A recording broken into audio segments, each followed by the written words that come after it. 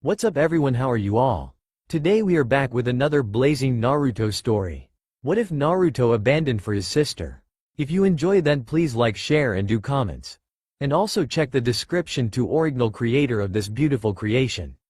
Naruto stood there in the shadow as he watched his parents, Kushina and Minato, train his younger sister, Mito, and taught everything they knew to Mito. Naruto couldn't help but be jealous at the fact that his younger sister got to be trained by their parents. He hated the act that he didn't get to train.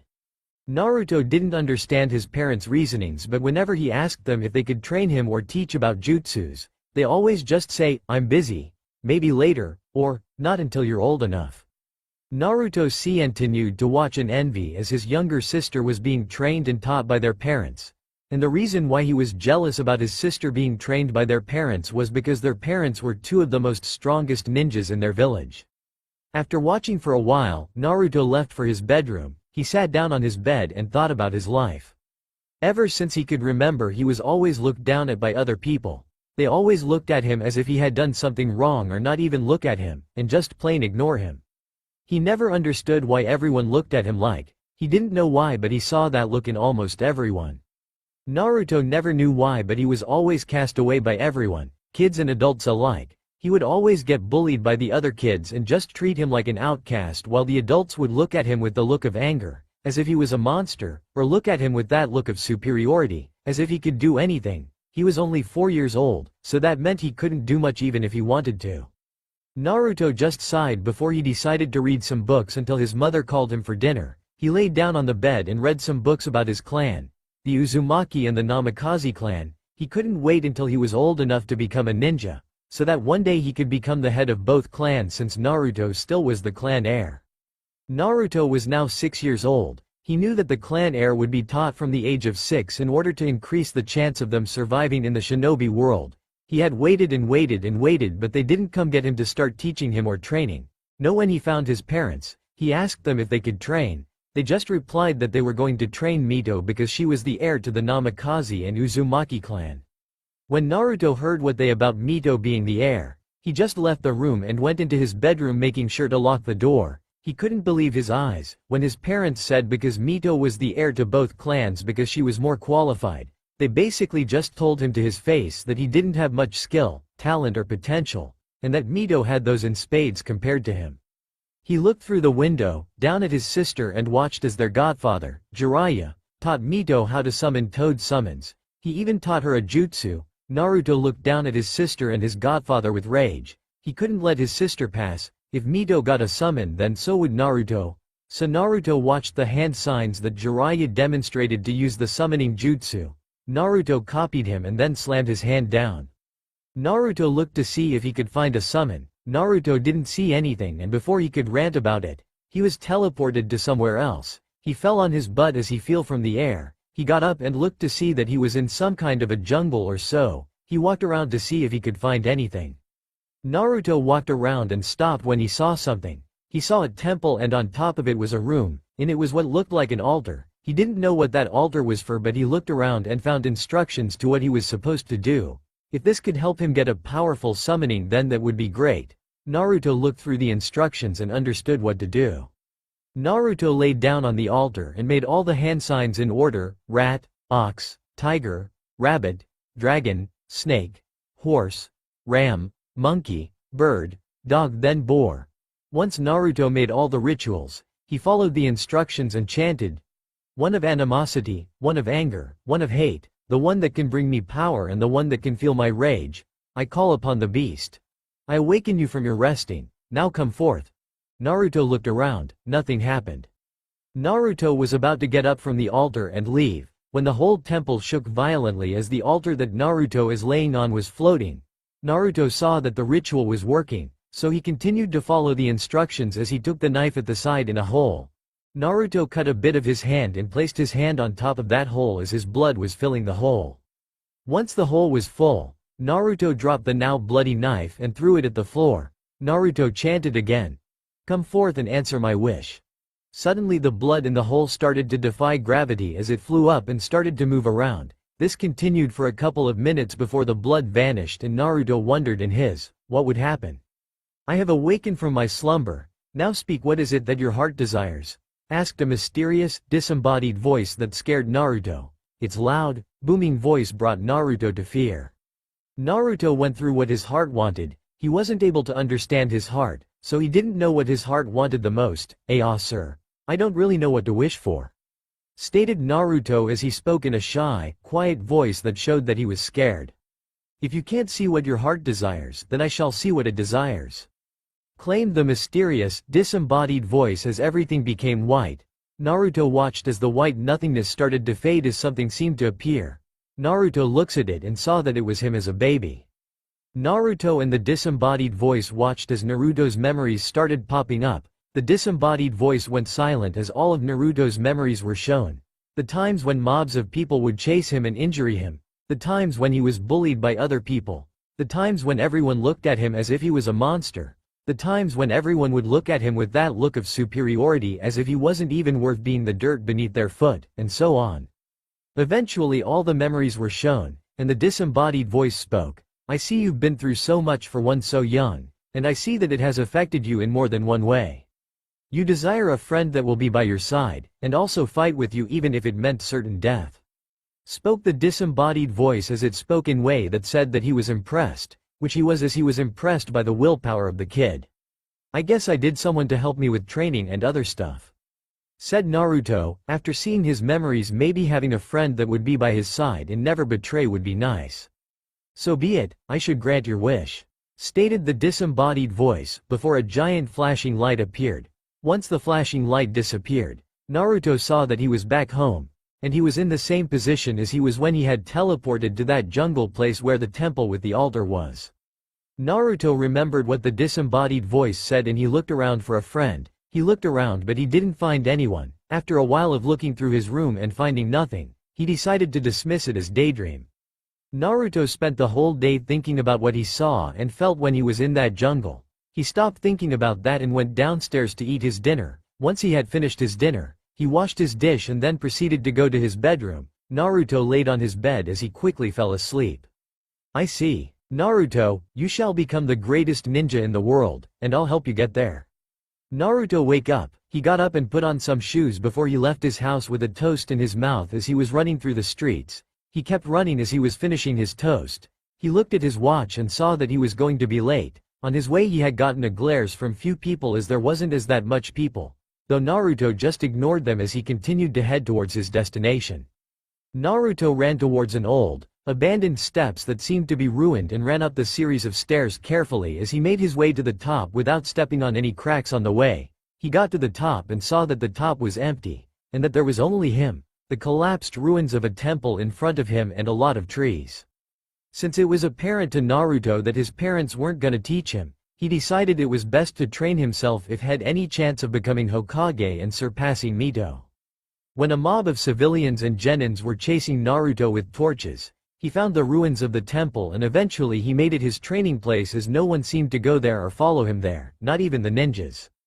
Naruto walked towards the ruins of the temple. He went inside the ruins and brought out some dummies that was similar to the training dummies that academy students, genins and some chunins would use to practice their taijutsu, shurikenjutsu and bujijutsu. He then planted the dummies on the ground as he took out some shurikens. He threw the shurikens at the dummy over and over as he tried to get the shurikens to hit the target exactly where he wanted. Naruto threw the shurikens at the dummies before retrieving the shurikens and proceeding to throw the shurikens again at the dummies as he kept doing it over and over. The more he did it, the more easier it became over time as he was able to get the shurikens to hit the targets exactly as he wanted. Once Naruto was pleased with his shurikenjutsu, he decided to improve his taijutsu. Naruto grabbed hold of one of the dummies and brought it away from the other dummies. Once Naruto had the dummy in a place that he liked, he proceeded to punch the dummy with speed and power. Naruto sent a punch at the dummy, then he got to the left of the dummy and threw a mean right hook at the dummy, making sure to hit the dummy with full power, which caused the dummy to shake violently. Then it stopped shaking as it stood still. Naruto quickly rotated his body and hit the dummy with a kick to the face of the dummy as he moved back, before he sent a roundhouse kick at the dummy. Naruto continued to practice his taijutsu against the dummy as he kept punching and kicking the dummy. Naruto continued his relentless attack against the dummy as he kept practicing his taijutsu. Naruto kept hitting the dummy over and over again until he used up all of his strength and passed out. Naruto woke up and found himself in what seemed to be a sewer. He got up from the ground and walked along the pipes. He walked to the source of the pipe and saw a huge gate in front of him. He walked towards the gate as he tried to touch it, but before he knew it he moved back as he narrowly avoided what looked like a giant claw that was coming out of the gaps in the gate. So close, a little closer, and I would have finally been free. Spoke a deep, dark voice that seemed to come from the other side of the gate. Naruto tried to see what it was that spoke, but he couldn't see as it was too dark there. It took a while before Naruto's mind even processed what happened. Who's there? Asked out Naruto as he tried figure out what it that said that. Who do you think? Spoke the voice as it asked a rhetorical question. Before Naruto could say anything, the other side of the gate got a little lighter, but light enough for Naruto to see what it was that lied beyond the gate. Naruto froze in fear before he spoke. The KK Kyuubi, but I thought the Yondaime Hokage killed you. Stated Naruto as he tried his best to run away, but his body didn't respond as it just froze there, sucking up all the information. Naruto couldn't believe that the Kyuubi was right in front of him. The same Kyuubi that nearly destroyed Konoha 8 years ago. The same Kyuubi that was said to create tsunamis and destroy mountains with a swing of its tail. Naruto just stood there as he slowly processed everything. You're supposed to be dead. There's no way you could be the same Kyuubi that nearly destroyed Konoha 8 years ago. Stated Naruto as he was trying to deny the fact that the Kyuubi was alive and right in front of him. You shouldn't believe everything you hear. Said the Kyuubi as he had a dark and scary smirk on his face to scare Naruto. And it worked as Naruto fell back on his butt and tried to crawl away from the Kyuubi as much as possible. Naruto was very scared, so he did the only thing that made sense. He brought his legs to his chest as he wrapped his arms around them. He slowly cried as he was genuinely afraid that the Kyuubi was going to kill him and that he was going to die wherever he was without ever getting to achieve his dream, as the Kyuubi released his killer intense that was so thick that it was suffocating Naruto. Hey there, it's alright, don't be afraid. I won't hurt you. Said a different dark voice that was as deep as the Kyuubi's, except that it had a softer tone and that it spoke with a gentler voice than the Kyuubi. It took a while, but Naruto slowly looked up. When he looked up he saw that he was in a forest and that in front of him was what he had seen in books, a griffin. It had the head which was similar to that of an eagle and had a pair of long majestic wings on its back which was similar to that of an eagle as well, but however the rest of its body was that of a lion, and it had a long tail that had armor around it. Naruto stared at the creature with awe and disbelief. The creature could only be described as majestic. Naruto swiped the tears in his eyes as he looked up at the majestic creature that until now he had only ever seen in book. Are you real? Asked Naruto as he looked with awe at the griffin that was standing before him. I am indeed real, said the griffin without even opening its mouth at all, which surprised Naruto as he didn't understand how the griffin was able to speak without using its mouth. How are you talking to me without opening? And where am I? Asked Naruto as he looked around for anything he could recognize, or anything that gave him a hint where he was. I'm talking with my mind, and to answer your second question, we're in your mindscape. Answered the griffin as it moved close to Naruto and lowered his back to Naruto height. Wait, who are you? And why are Kyuubi and you inside my mindscape? Asked Naruto as he was trying hard to explain what was going. So he did the only thing anyone in his place would do. He looked for an explanation. Youngling, I'm you, or at least of you. I was given power and form by the wish you made when you were in that temple 2 years ago. Stated the griffin as he gestured Naruto to get on his back. The griffin pointed to his back with his head. Naruto climbed on top of the griffin. Please, you can call me Naruto. Said Naruto as he introduced himself properly to the griffin. You can call me Ajax. The griffin introduced himself as Ajax to Naruto. Hold on tight. Stated Ajax as he started to fly up. Okay. Naruto held on to Ajax with a firm grip and was going to ask Ajax why he had to hold on tight, but before he had the chance do that, Ajax flew across the sky above the forest at almost the speed of sound. Naruto looked down at the scenery, and thought to himself, what a beautiful view. Naruto enjoyed the wind gently breezing through his face and past his bod. Naruto enjoyed the ride on Ajax as he was able to feel the excitement of soaring through the air. It almost felt like he was flying, but he knew that Ajax was the one flying. After soaring through the air, Ajax decided to land as he was tired of flapping his wings. He landed near the ruins of a temple that looked exactly like the one Naruto would always go to train. Ajax landed near the temple and had Naruto get off of him. "What do I do now?" asked Naruto as he looked at Ajax for the answers. "You can train here for about 5 hours," said Ajax as he answered Naruto's question, to which Ajax explained why, as he said that he was in a mindscape within a mindscape so that the perception of time would move much slower than in there, as he stated that an hour in there is like a nanosecond in the real world. Naruto asked what Ajax meant by a mindscape within a mindscape, and Ajax explained by saying that the mindscape with the Kyuubi was the first mindscape and that this mindscape is the second mindscape. "So wait, if I train for hours here, it would only be nanoseconds in the real world?" asked Naruto, to which Ajax replied by saying that physically training was useless as this was all happening in the mind, but he did say that Naruto could train his ninjutsus and genjutsu. Naruto told Ajax that he didn't know any jutsus, so Ajax decided to teach Naruto a jutsu. "Now copy my hand signs," ordered Ajax as he made hand signs in order: bird, dragon, tiger. Naruto copied the hand signs. Once Naruto completed the hand signs, his body moved on it as he bit his finger until a bit of blood come out. Then he slammed the hand with blood coming out down on the ground. A summoning circle appeared on the ground and suddenly Naruto saw that he was top of Ajax. "A summoning jutsu," said Naruto as his eyes widened in surprise before he jumped up in the air in joy at the fact that he had a summoning. Now he was one step closer to surpassing Mito, and then one day he could become the Hokage. "You can summon me at any time, but make sure when you do summon me it's important. Until then keep me and your summoning jutsu as a secret. And don't tell anyone, understood?" asked Ajax as he eyed Naruto see what he would say. He saw Naruto nod his head in agreement and smiled. Maybe in a couple of years' time he could teach Naruto that jutsu. "Naruto, what do you plan on being when you grow up?" asked Ajax as he was curious as to what Naruto's reply would be. As soon as Ajax said that, Naruto started thinking as he too wondered what he wanted to, and it was then that Naruto realized something.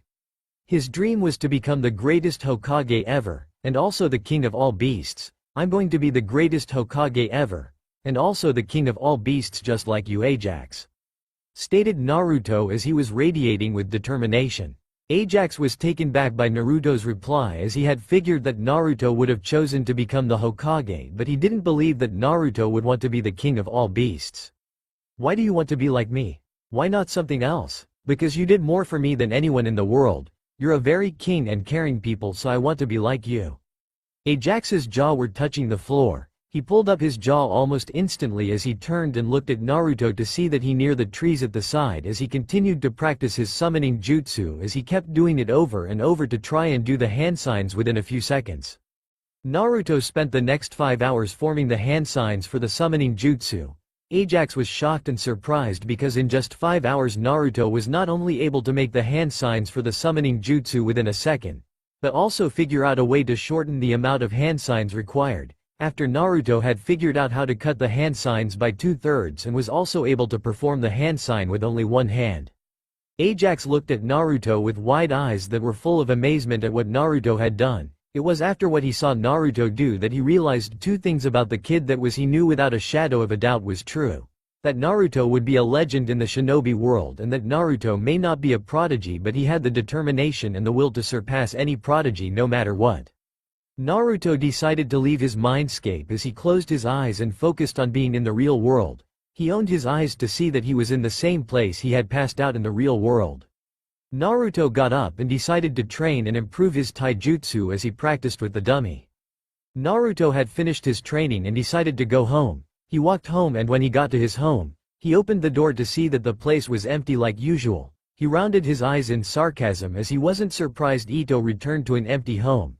His family was always busy training Mito and smothering her with love. In fact, it wouldn't surprise Naruto if his parents were doing that right now. "Naruto, listen. I want you to go to your parents' study," said Ajax as he communicated mentally with Naruto. "Ajax, is that you?" asked Naruto as he looked around for Ajax when he heard Ajax's voice. "Yeah, but don't talk out loud. Just think of what you want to say. After all, I'm in your mind," said Ajax. "Ajax, could you repeat what you said the first time?" thought Naruto, since he didn't listen to Ajax as he was too busy trying to find out where Ajax's voice was coming from. Naruto, I want you to go to your parents' study and take 2 scrolls from their study, thought Ajax as he commanded Naruto to do what he said.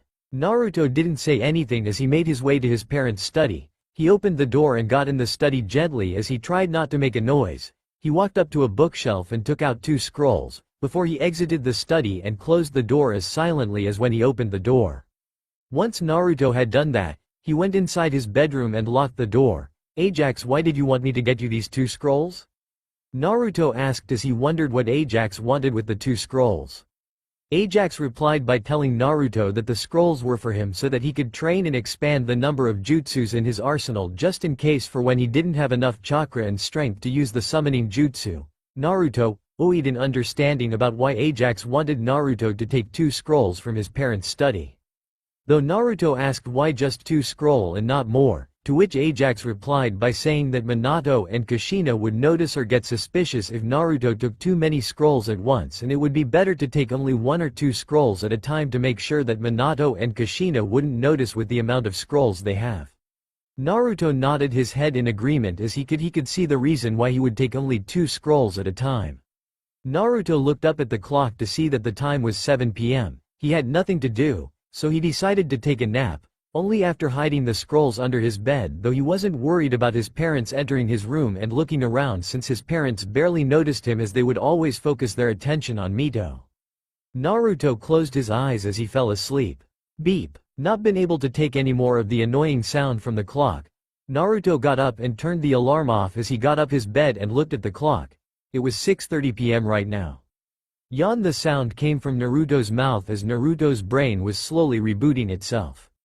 Naruto headed to the toilet and brushed his teeth. He then washed his face and walked down to the kitchen as he decided to make himself something to eat.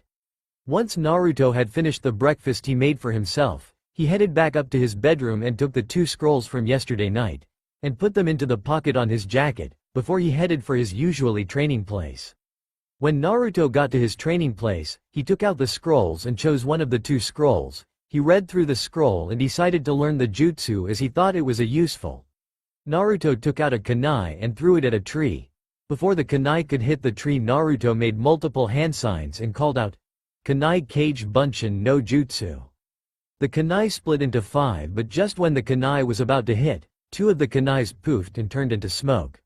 What just happened? Asked Naruto as he had no idea why 2 of 5 kunais just poofed instead of hitting the same tree. It's your first time using that jutsu. The jutsu also requires more concentration and chakra control to use that jutsu, explained Ajax as he knew what happened since he had sharply observed Naruto and the jutsu he was using as well as the amount of chakra it took from him. So if I keep using this jutsu, it'll get easier to use it.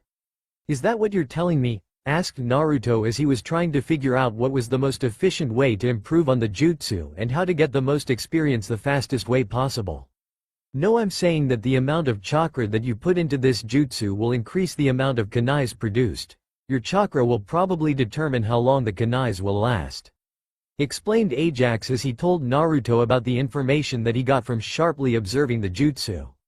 Okay, let's see if what you said was true, said Naruto as he used the jutsu again, but this time he made sure to use twice the amount of chakra he used before. He threw the kunai at the tree and watched as the kunai duplicated into 10 kunais as they hit 2 trees instead of 1, but 4 of the kunais poofed before they could even touch the trees. It seems you're right, and from the looks of it, I think 4/10 kunais will poof out of existence before they hit their target, stated Naruto before he repeated the process again, and as he thought, only 4/10 kunais poofed out of existence before they could hit their target. Naruto, I want you to read the other scroll and try to learn the jutsu in that scroll, ordered Ajax, which Naruto did as he had no reason not to get another jutsu in his arsenal. Naruto read through the scroll and was a bit disappointed as he hoping for a powerful jutsu, but instead the scroll was the instructions for Shuriken Kage Bunshin no Jutsu. However, Ajax made Naruto learn the jutsu despite the fact that Naruto was reluctant to learn that jutsu. Naruto mumbled something about Ajax being a pain in the before he turned to the tree and threw a shuriken at the trees as he used the shuriken cage bunshin no jutsu to duplicate the shuriken into 20 shurikens. However, only 4 of the shuriken actually hit the trees before proofing out of existence. Naruto exploded as he was enraged by the fact that 16 of his shuriken poofed out of existence before they hit the targets. He kicked a boulder, but instead of the boulder cracking, Naruto's foot was hurting and Naruto grabbed his foot as he tried to make the pain go away. Naruto calmed down and tried to think about what happened. Ordered Ajax with a tone that made Naruto stop acting like an idiot. Naruto thought about what happened and his eyes widened as he realized that he used the same amount of chakra for the shuriken cage bunshin no jutsu as he used for the kunai cage bunshin no jutsu. But the amount of clones produced was different as there was twice the amount of shuriken as there was kunais. But the amount of kunais that actually hit the target was twice as much as the amount of shuriken. That must mean that the chakra control required for the shuriken cage bunshin no jutsu was double what it was for the kunai cage bunshin no jutsu. While for the amount of chakra required is the opposite of the chakra control required for both jutsu. Thought Naruto as he had thought of the difference between the two jutsus despite them being similar. Yes, that's the difference between the two jutsus Naruto, but do you know the reason why the chakra and the chakra control for both jutsus are different? Asked Ajax as he was interested in seeing whether or not Naruto could tell the explanation as to why the chakra and the chakra control for the jutsus are different. Naruto thought about the two jutsus and tried to think about why the chakra and the chakra control was different for the two jutsus. But Naruto shook his head as he didn't know why the two jutsus were different. I want you to hold up a kunai in one hand and a shuriken in another hand. Naruto held up a kunai and a shuriken on the other hand. Naruto could feel the difference as the kunai felt heavier. Wait, maybe that was the reason why the chakra and chakra control requirement for the two jutsus were different. I see you are close to the figuring it out. The kunai is heavier and denser so it requires more chakra while the shuriken has a more complicated shape so it requires more chakra control. Oh, so the more heavier and denser the shape is, the more chakra it will require and the more complicated the shape is, the more chakra control it requires. Said Naruto as he understand why the chakra and the chakra control for the two jutsus were different. Naruto and Ajax decided it was best to focus on the kunai cage bunshin no jutsu. Naruto used the jutsu as much as he could. When Naruto was low on chakra, he would rest for a while before he got back to using the jutsu over and over again. Naruto spent the whole day training with his kunai cage bunshin no jutsu. Naruto left his training place and went back to his bedroom, before going to sleep in his bed as he was exhausted from using the kunai cage bunshin no jutsu all day long. Today was a long day. First he learns that the Kyuubi is alive and sealed inside of him, and next, he meets a creature that was thought to be a myth. Overall today was draining physically but more emotionally as he found out why a lot of people looked at him with glares. Naruto wake up as he heard that damn annoying sound. He turned to the clock and turned off the alarm before he got off the bed and walked downstairs to make some food for himself. He then sat down in the dining room and processed to eat the toast he made for himself. After he was done, he left for his training place. Naruto yawned a bit and rubbed the corner of his eyes as he stayed to wake the rest of his brain that was sleeping. He got into the ruins of the temple and took the training dummies that he planned on using to improve his taijutsu but was interrupted by a voice inside his head. Naruto, I want you to spend this day focusing on your chakra control. Ordered Ajax, and despite how much Naruto didn't want to do it, Naruto obeyed Ajax's order and focused on improving his chakra control by doing chakra control exercises. Naruto decided to do the tree walking exercise.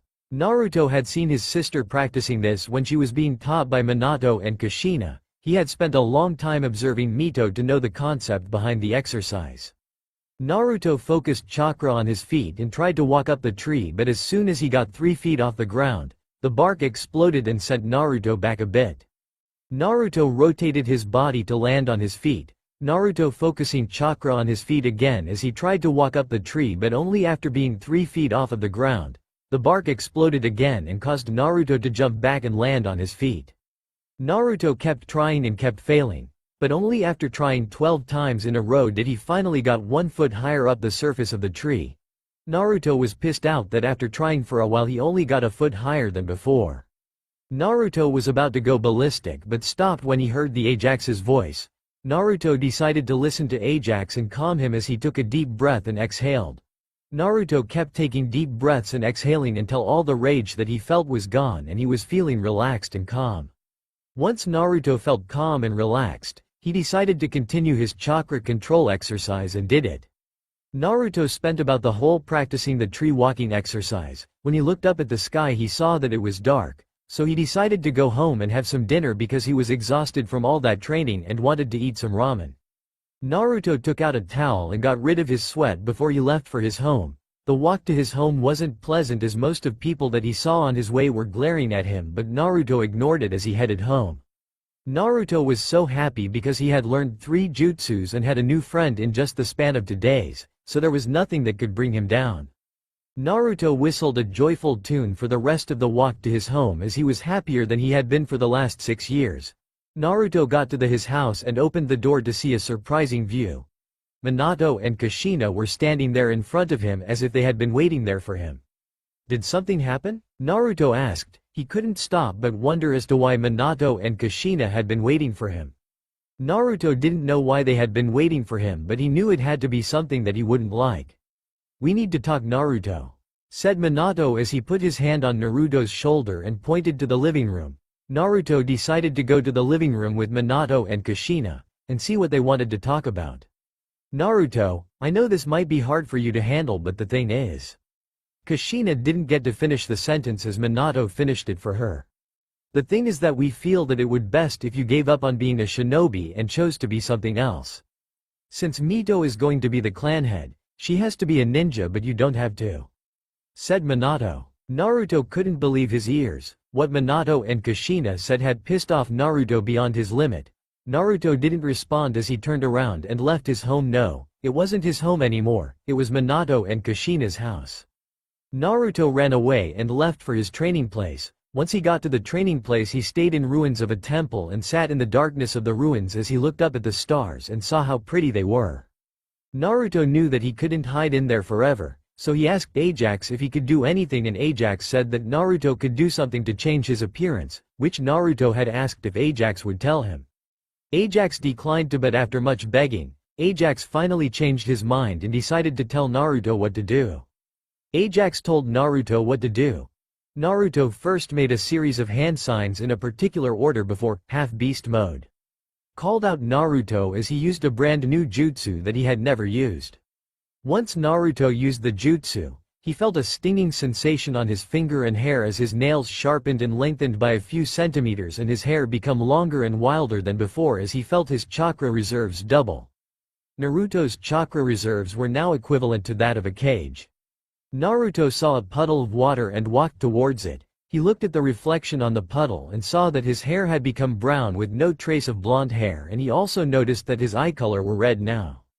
Naruto brought his head up as he sniffed the air and smelled a wonderful scent. He rushed towards the scent as Naruto was entranced to find the source of the scent. Naruto ran for a couple of minutes before he bumped into a person. Naruto looked up and saw that the person was a man. His brown hair was tied up nicely into a ponytail. He had dark eyes and he had a scar that ran across the bridge of his nose. He wore the standard Konoha shinobi outfit with a flak jacket, a forehead protector and sandals.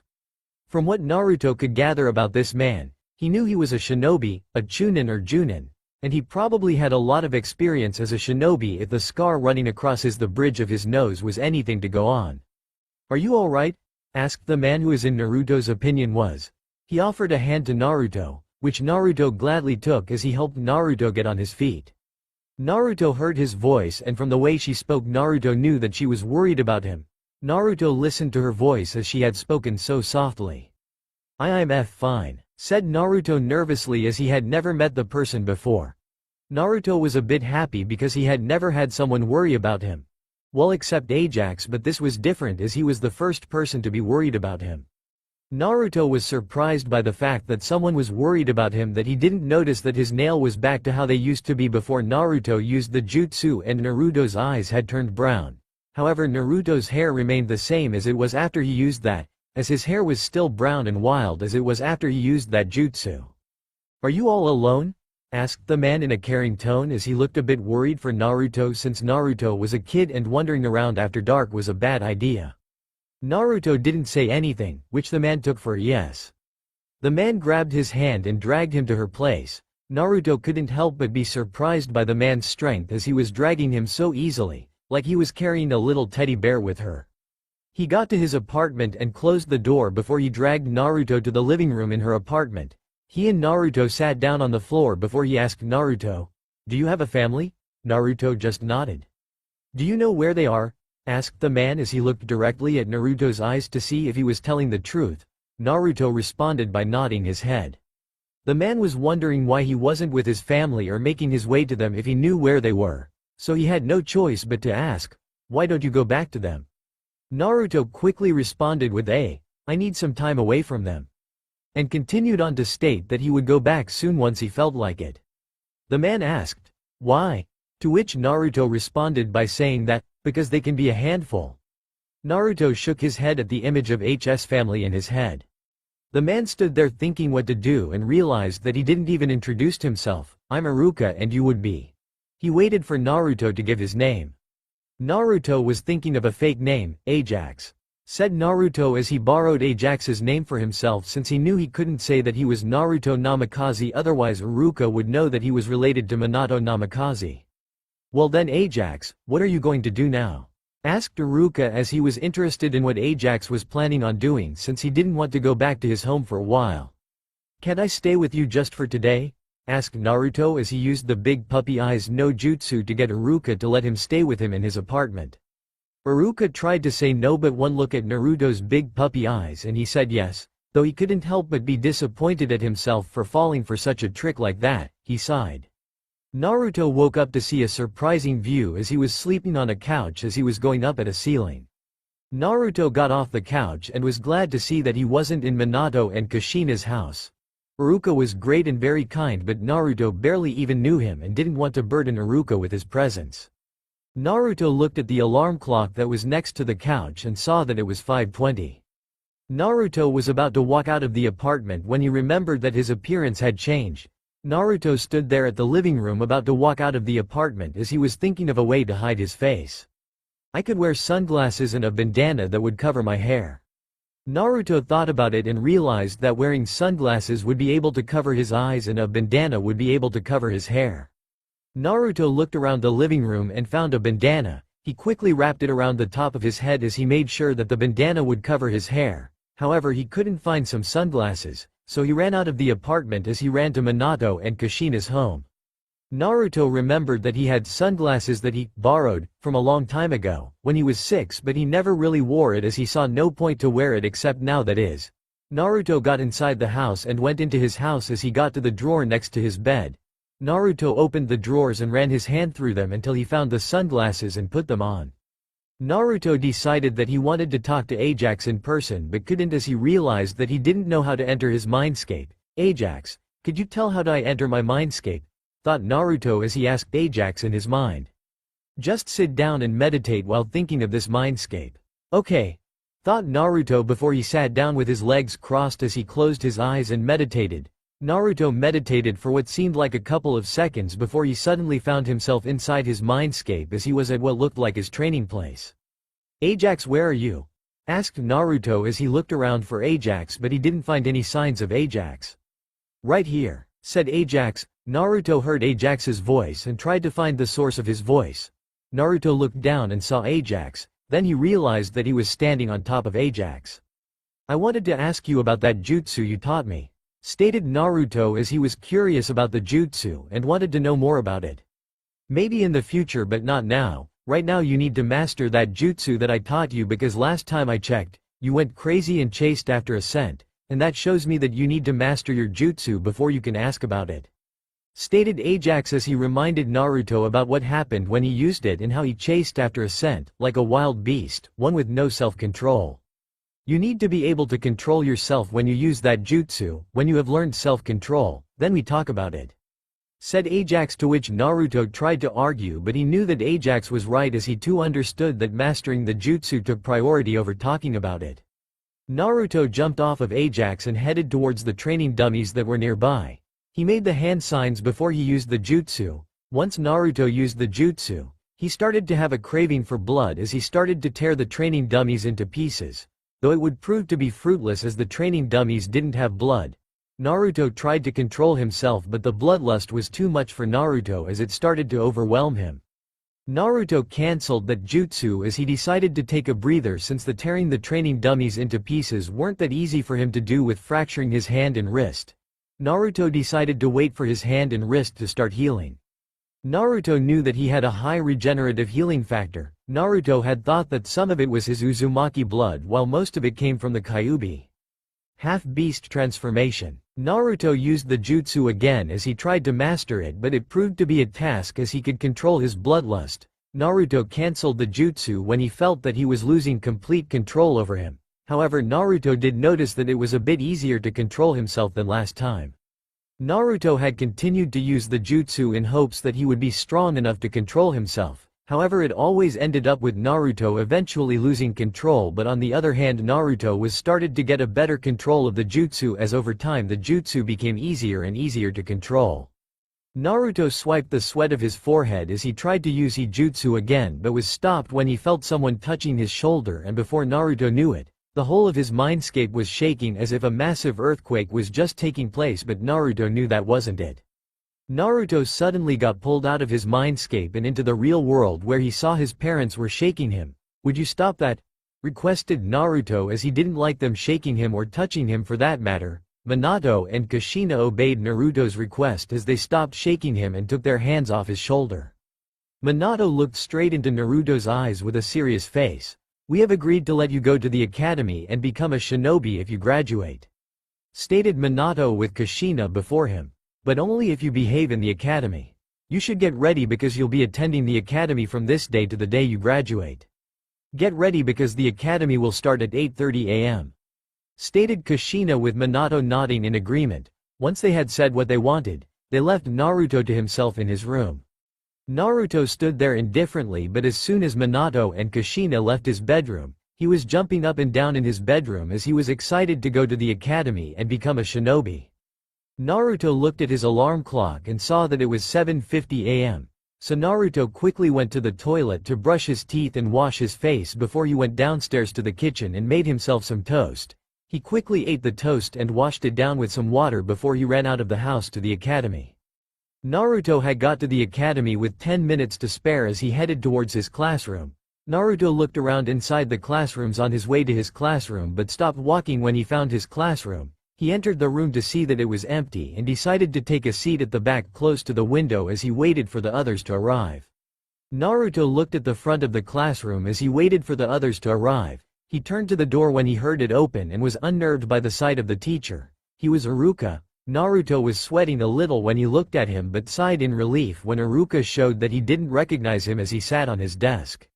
Naruto didn't want to look at Iruka as he was a bit unnerved from looking at him, so he looked away from Iruka as he stared out the window at the sight of people walking into the academy.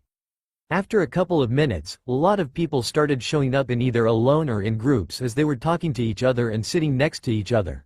In a few minutes almost everyone had arrived and the lesson was about begin as everyone had sat down on their own separate seat. Iruka called out everyone's name as he registered everyone who was present in class. Then he began teaching the class about the creation of the village and the era of the clan wars as well as the significance that Hashirama Senju and Madara Uchiha had during the era of the clan wars. Naruto paid attention to Iruka as he was giving the class a lecture. Naruto yawned in boredom as he listened to Iruka talk about the creation of the Hidden Leaf Village. Naruto waited in boredom until the bell rang. When the bell rang, Naruto headed to secluded place and ate in silence before he started talking to Ajax. "Ajax, I was wondering if I should focus on my chakra exercises or my taijutsu?" "You should focus on chakra control exercises as it will be beneficial to learning and using any jutsus, and make them easier to use." "Thanks, I knew I could count on you to help me." "Pay attention, someone's approaching near our place."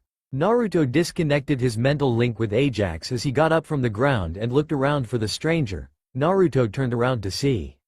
His name was Kiba. Yeah, that was it. His name was Kiba and the dog on top of his head was.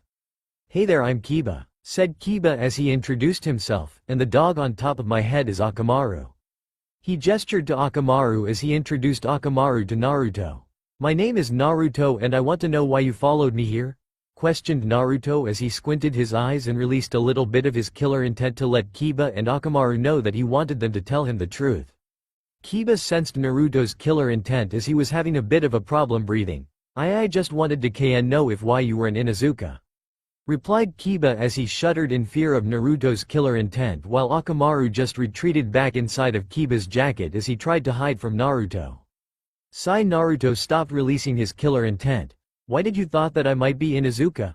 Asked Naruto as he thought Kiba would know him as the son of Minato and Kushina.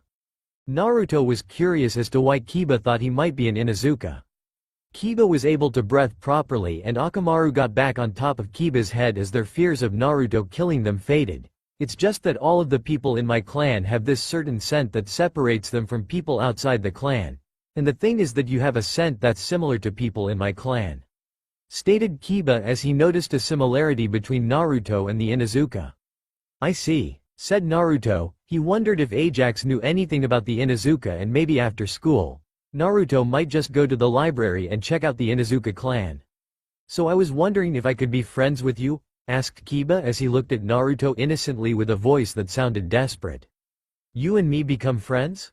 Why do you want to be friends with me?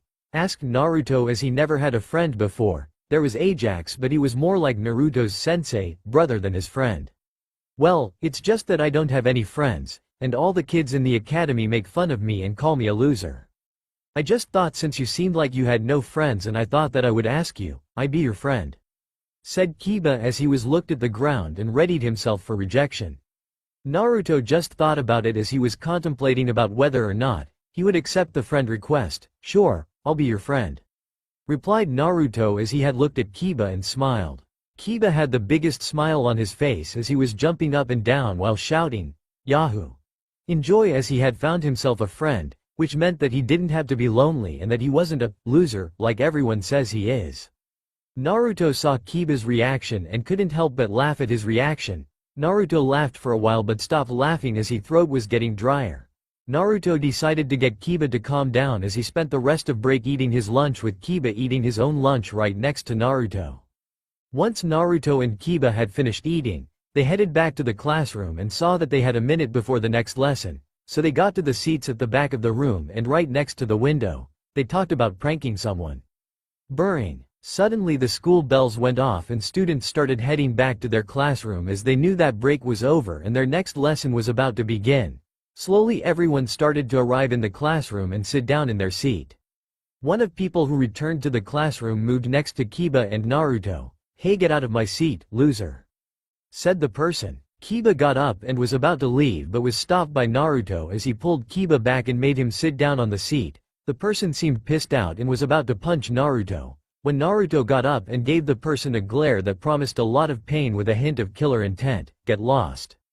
Said Naruto as the person quickly walked away from Naruto and sat in a vacant seat away from Naruto as the person was scared by what Naruto would do to him. Naruto sat back down on his seat as he ignored the stares of everyone in the room. That was so cool, could teach me how to do that?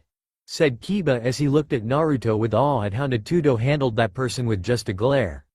Maybe someday, said Naruto as he scratched the back of his head as he was a bit overwhelmed by the odd Kiba talking to him like he was the Hokage.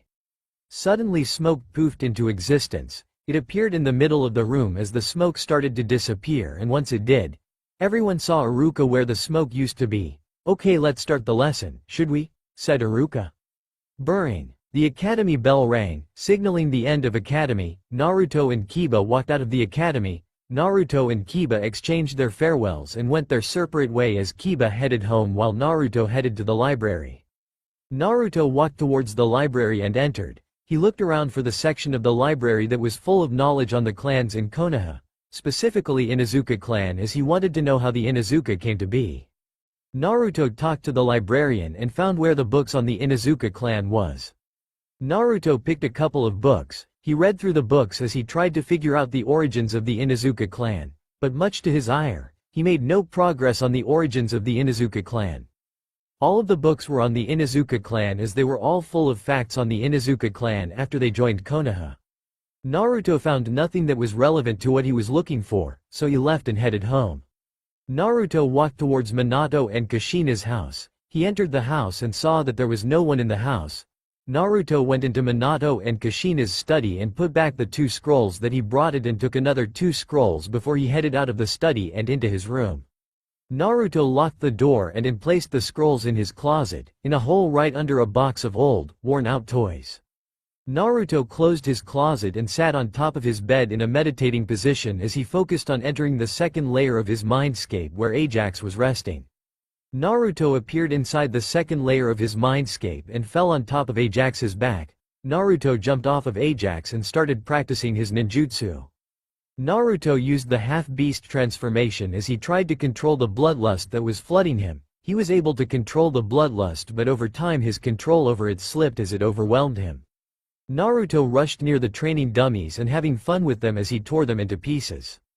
Try to develop your own strength before you try to master that jutsu again, stated Ajax as he told Naruto how to improve his control.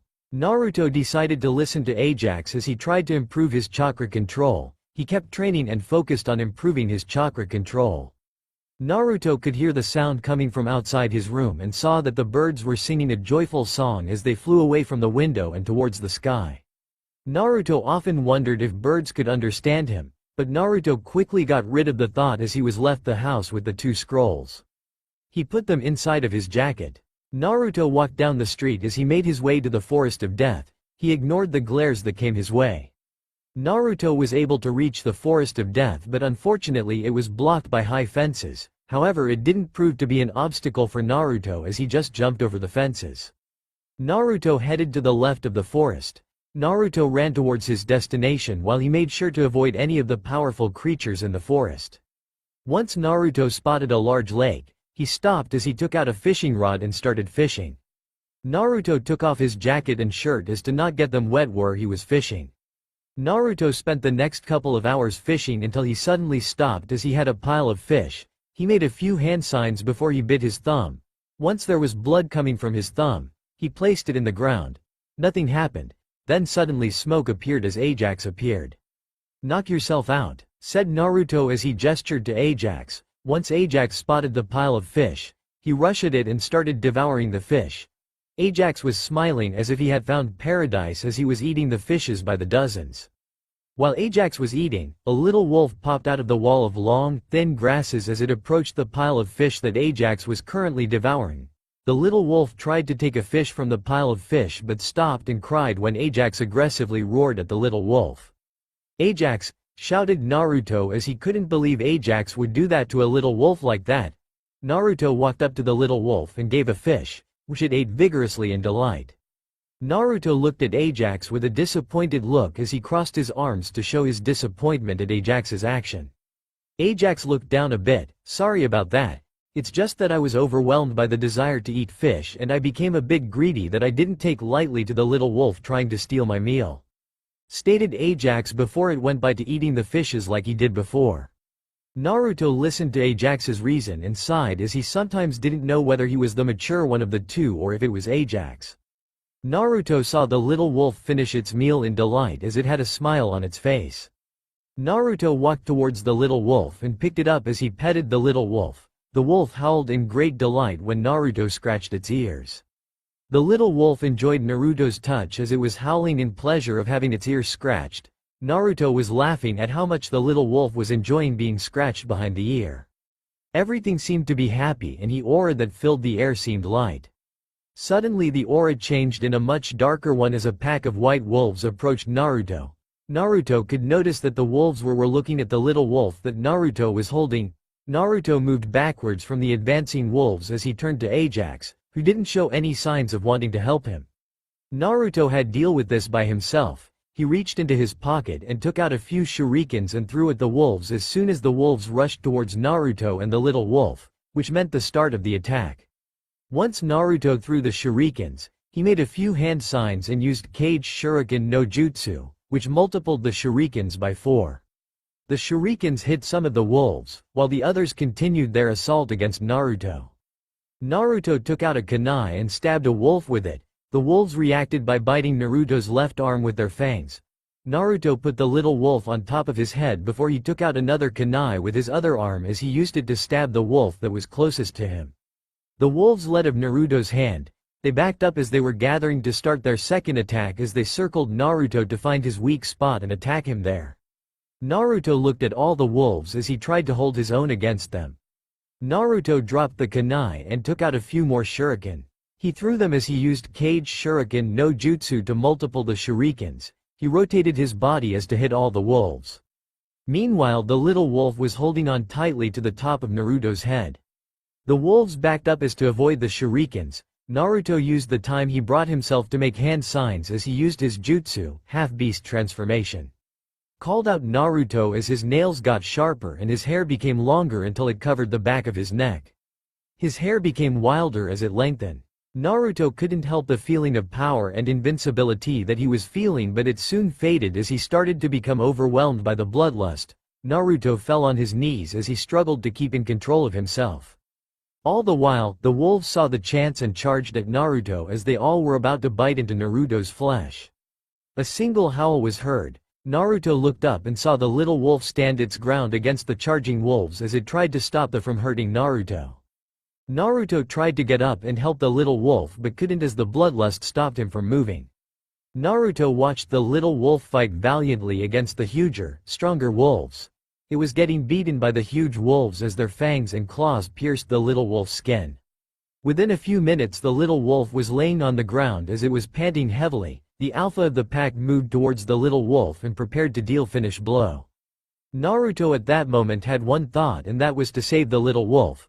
Naruto pushed aside the bloodlust for the moment as he rushed to stop the alpha. Naruto stopped the alpha as he grabbed the alpha and threw it away, on the other side of the area as the alpha crashed into a tree.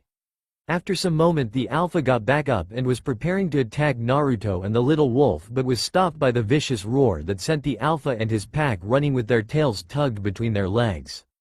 As soon as the wolves were gone, Naruto fell back. His nails returned back to normal and his hair receded back to the way it used to be as the half-beast transformation was no longer in effect. Naruto turned his head to see Ajax approaching him. That was all Naruto was able to see as the rest became a blur. Naruto started to lose conscience as he had left the world of reality and entered the world of dreams. Naruto slowly started to gain consciousness as he opened his eyes to look at blurs. After a few minutes the blurs became refined and Naruto was able to see where he was. He got up slowly, ignoring the ache on his body and left arm as he looked for Ajax and the little wolf. The little wolf was still where it was. Naruto got and walked towards the wolf. Naruto tumbled as his legs were still asleep. Naruto started to fall on his back. He stopped mid-fall and looked back to see Ajax was keeping him from falling on his back.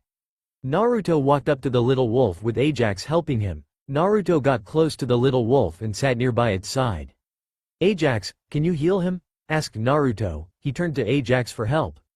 "Yes, but I don't want to hear it. I just want you to heal him. He was too young and too innocent to die. Please just save them," begged Naruto while hugging Ajax's leg as he was crying and snorting everywhere. "Okay, as long you'll stop crying and snorting everywhere. Geez, what do you think my fur is for? Kids are such crybabies these days. They only be friends with a creature for minutes, and when the creature is injured, they act like they know the creature all their life," muttered Ajax before he moved closer to the little wolf and placed his paw on top of the little wolf's body. Once Ajax put his paw on the little wolf, his paws was covered in green-colored chakra-like aura as it entered the little wolf's body. The wounds slowly healed until there wasn't even a mark or sign of any injuries. Once the wolf was healed, it got up on its 4 feet and howled in happiness as it wasn't in pain and it was fully healed. Once the little wolf got up on all 4s, it was running cycles in excitement and joy. The little wolf saw Naruto and charged at Naruto as it jumped on Naruto and started licking his face. Naruto was laughing as the little wolf continued to lick him. Naruto kept laughing and smiling as the little wolf gave Naruto more licks that tickled him. Naruto asked Ajax what time it was and Ajax responded by saying it 3. Naruto figured he still had some time to train, today and tomorrow before he had to go to school. Naruto had healed him before he focused on doing chakra control exercises over and over until it was time for him to leave.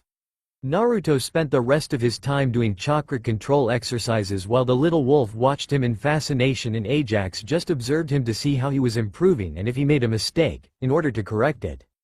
Eventually it was 5 p.m. and Naruto decided to walk home. He walked home as he entered his room. When he got to his bedroom, he locked the door and took out the 2 scrolls from his jacket. Naruto put them back in H's closet, in the hole under the box of old toys. Naruto had planned on learning the jutsus in the 2 scrolls, but things didn't go as he planned with everything that happened. Naruto thought about learning the jutsus tomorrow, but he changed the topic of his thoughts as he was wondering if he was going to focus mostly on his chakra control or mastering his jutsus. Naruto decided to make up his decision tomorrow as he was a bit exhausted from the event that took place. Naruto dived into his bed as he let himself be snuggled by the covers on his bed and let himself fall into a sleep. Naruto couldn't help but fall asleep as he was engulfed by the warmth of his bed. Yawn. Naruto opened his mouth as a yawn left his mouth. He got out of his bed as he stretched his arms and legs. Naruto turned to look at the alarm clock on top of the drawers besides his bed. It was 7:30 a.m.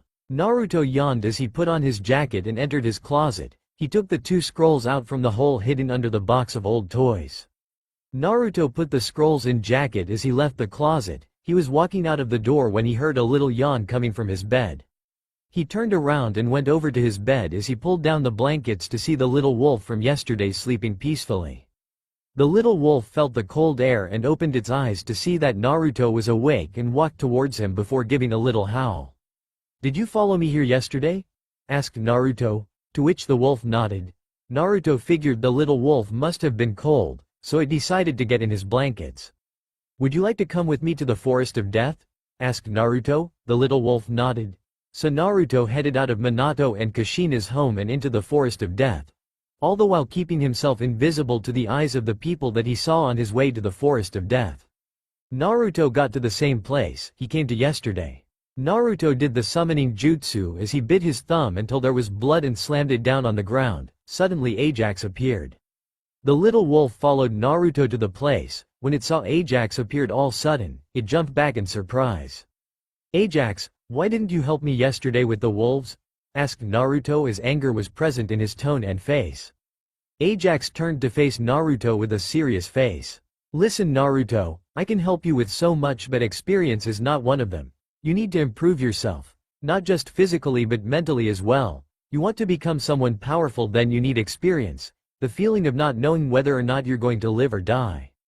That's why I let you fight the wolves by yourself. To give you experience because you only have about 4 years before you go on dangerous missions, so getting experience will help you." Ajax explained in a serious tone. That meant he wasn't joking as he looked Naruto in eye. "I see. Does that mean I'll have to kill people as well?" asked Naruto as he spit the word, kill, with such despite. Naruto could understand Ajax's reasoning, but he was wondering whether or not Ajax would make him kill someone. "Yes, you will have to kill one day, but we'll cross that bridge when we have to. Right now, we can focus on your arsenal and you can start by learning the jutsus and the scrolls," stated Ajax with a smile on his face as he tried to lighten the mood by getting rid of the thought of killing from Naruto's mind for the moment. It worked as Naruto was smiling. "I guess you're right, I should focus on improving myself for the time being," said Naruto with a happy smile on his face as he opened the scrolls to look inside of them. Naruto decided to learn the one on the right. He tried to use the jutsu but nothing happened. Naruto tried as he went through all the required hand signs and tried to use the jutsu. But nothing happened. He decided to try the one on the right. He followed the instructions of the scroll and used the jutsu. 10 clones suddenly appear with a bit of smoke near them. Naruto looked at the clones. He didn't know what to do. He walked up to one of them and poked him. "Hey, what was that for?" asked the clone. "I just felt the clone, but how is that possible? The clone isn't supposed to be solid or them." Naruto amazed. He didn't think the clones were real, but when he poked the clone, there was no doubt that they were solid. The clone that Naruto poked looked at him, making sure to memorize everything he was seeing as he scanned Naruto from top to bottom. "Wow, I never saw myself completely like this before, but damn, I look badass," commented the clone as the rest of the clones agreed. The little wolf barked in agreement. Ajax didn't agree much. Naruto was going to give Ajax a piece of his mind. Naruto got back to his earlier thought. Naruto couldn't handle what he was seeing. 10 solid clones of himself, which was too much for him to handle. After all, he was still 8 years old. Naruto asked the clone if them could leave him, which they did as they took out their kunais and stabbed each other, causing them to poof out of existence. Naruto suddenly got attacked by confusing memories and a big pain. Naruto wondered what it meant but decided to ponder on it later. Naruto practiced his taijutsu out as he kept throwing punches in the air over and over. Once he was done with his punches, he threw kick to the left, right and a roundhouse kick. He focused on improving his taijutsu. Naruto stopped improving taijutsus, he sat down with his legs crossed and meditated as he tried to rest himself. Once Naruto felt calm and relaxed, half-beast transformation. Called out Naruto as his hair became wilder. His hair lengthened until he covered the back of his neck and his nails got sharper and lengthened. Naruto expected to be overwhelmed by his bloodlust, but much to his surprise, he felt great, he felt empowered and energized. Naruto quickly rushed the nearest trees and started to throw punches and kicks at them, after breaking 5 trees and making them fall. Naruto was feeling exhausted as the energy he thought before leave him. Naruto took a rest for 10 minutes before he got back to it. He decided to improve his chakra control as he continued slowly walking on the trees for the whole day until he was able to slowly walk to the top of the tree without falling. Naruto gave Ajax the scrolls to keep until the next time he need them. Ajax disappeared in a puff of smokes and Naruto started walking home. While on his way out of the forest of death, the little wolf jumped on top of him and made itself comfortable. Naruto walked home. Once Naruto got home, he entered his room. Naruto knew that tomorrow he had to go to the academy as he was a student there. Naruto laid back on the bed, fell asleep as the little wolf made itself comfortable on Naruto's head. Snore snore, ring ring rin, yawn. The alarm rang twice and began to ring the third but was stopped by Naruto's hand as he let out a yawn. He got up and walked to the bathroom. Once he washed his face and brushed his teeth, he headed to his bathroom as he took off his clothes and took a shower, but not before locking the door. He couldn't have anyone opening the door by accident and seeing Naruto's hair and eye color change. After he finished washing himself, Naruto got out of the bathtub with one thought on his mind. That was a great shower. He put on his clothes, covered his hair with a bandana and wore sunglasses. He headed to his room and equipped his ninja weapons. He was about to leave but a howl stopped him. The little wolf that had awaked howled as it walked up to Naruto. "So you want to come with me?" asked Naruto, to which the wolf responses with a howl. Seeing as the wolf wanted to go, Naruto pulled it up and placed it on top of his head. Naruto walked out of the house and headed to the academy. He whistled a joyful tone as he was holding a kunai on his right hand. He made his way to the academy as he ignored the glares thrown his way. The little wolf on Naruto's head noticed the glares and responded with a growl that caused the glares to stop.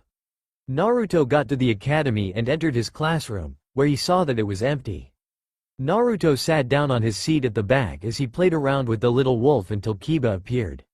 "Hey Naruto, since when did you have a little pet wolf?" asked Kiba in surprise. His surprise was replaced by fear when he heard a low growl as he started to run back from the terror that was the little pet wolf. Naruto just watched as they ran around in circle and laughed when he saw the wolf nearly bite Kiba's butt. Eventually, the mess was cleaned up when Kiba was beaten by the wolf. The little wolf was standing beside Naruto proudly while Kiba was sitting next to Naruto. The three and Akamaru talked and had fun joking around.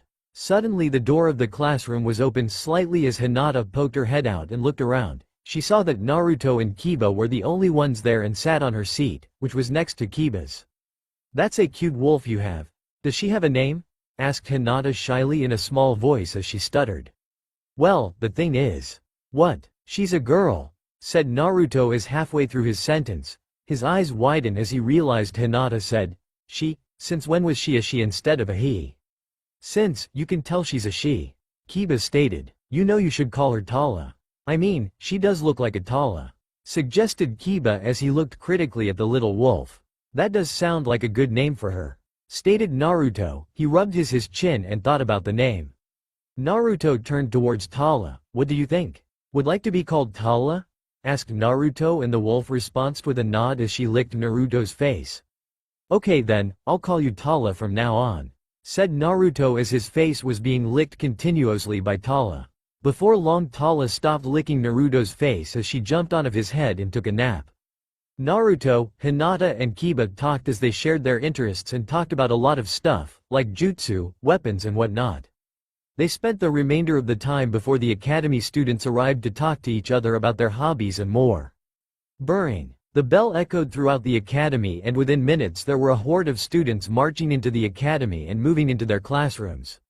After about 5 minutes, everyone had arrived. They chatted amongst themselves as they were waiting for Iruka to show up, which he did, and so began the start of school, or as many of the students would call it, torture.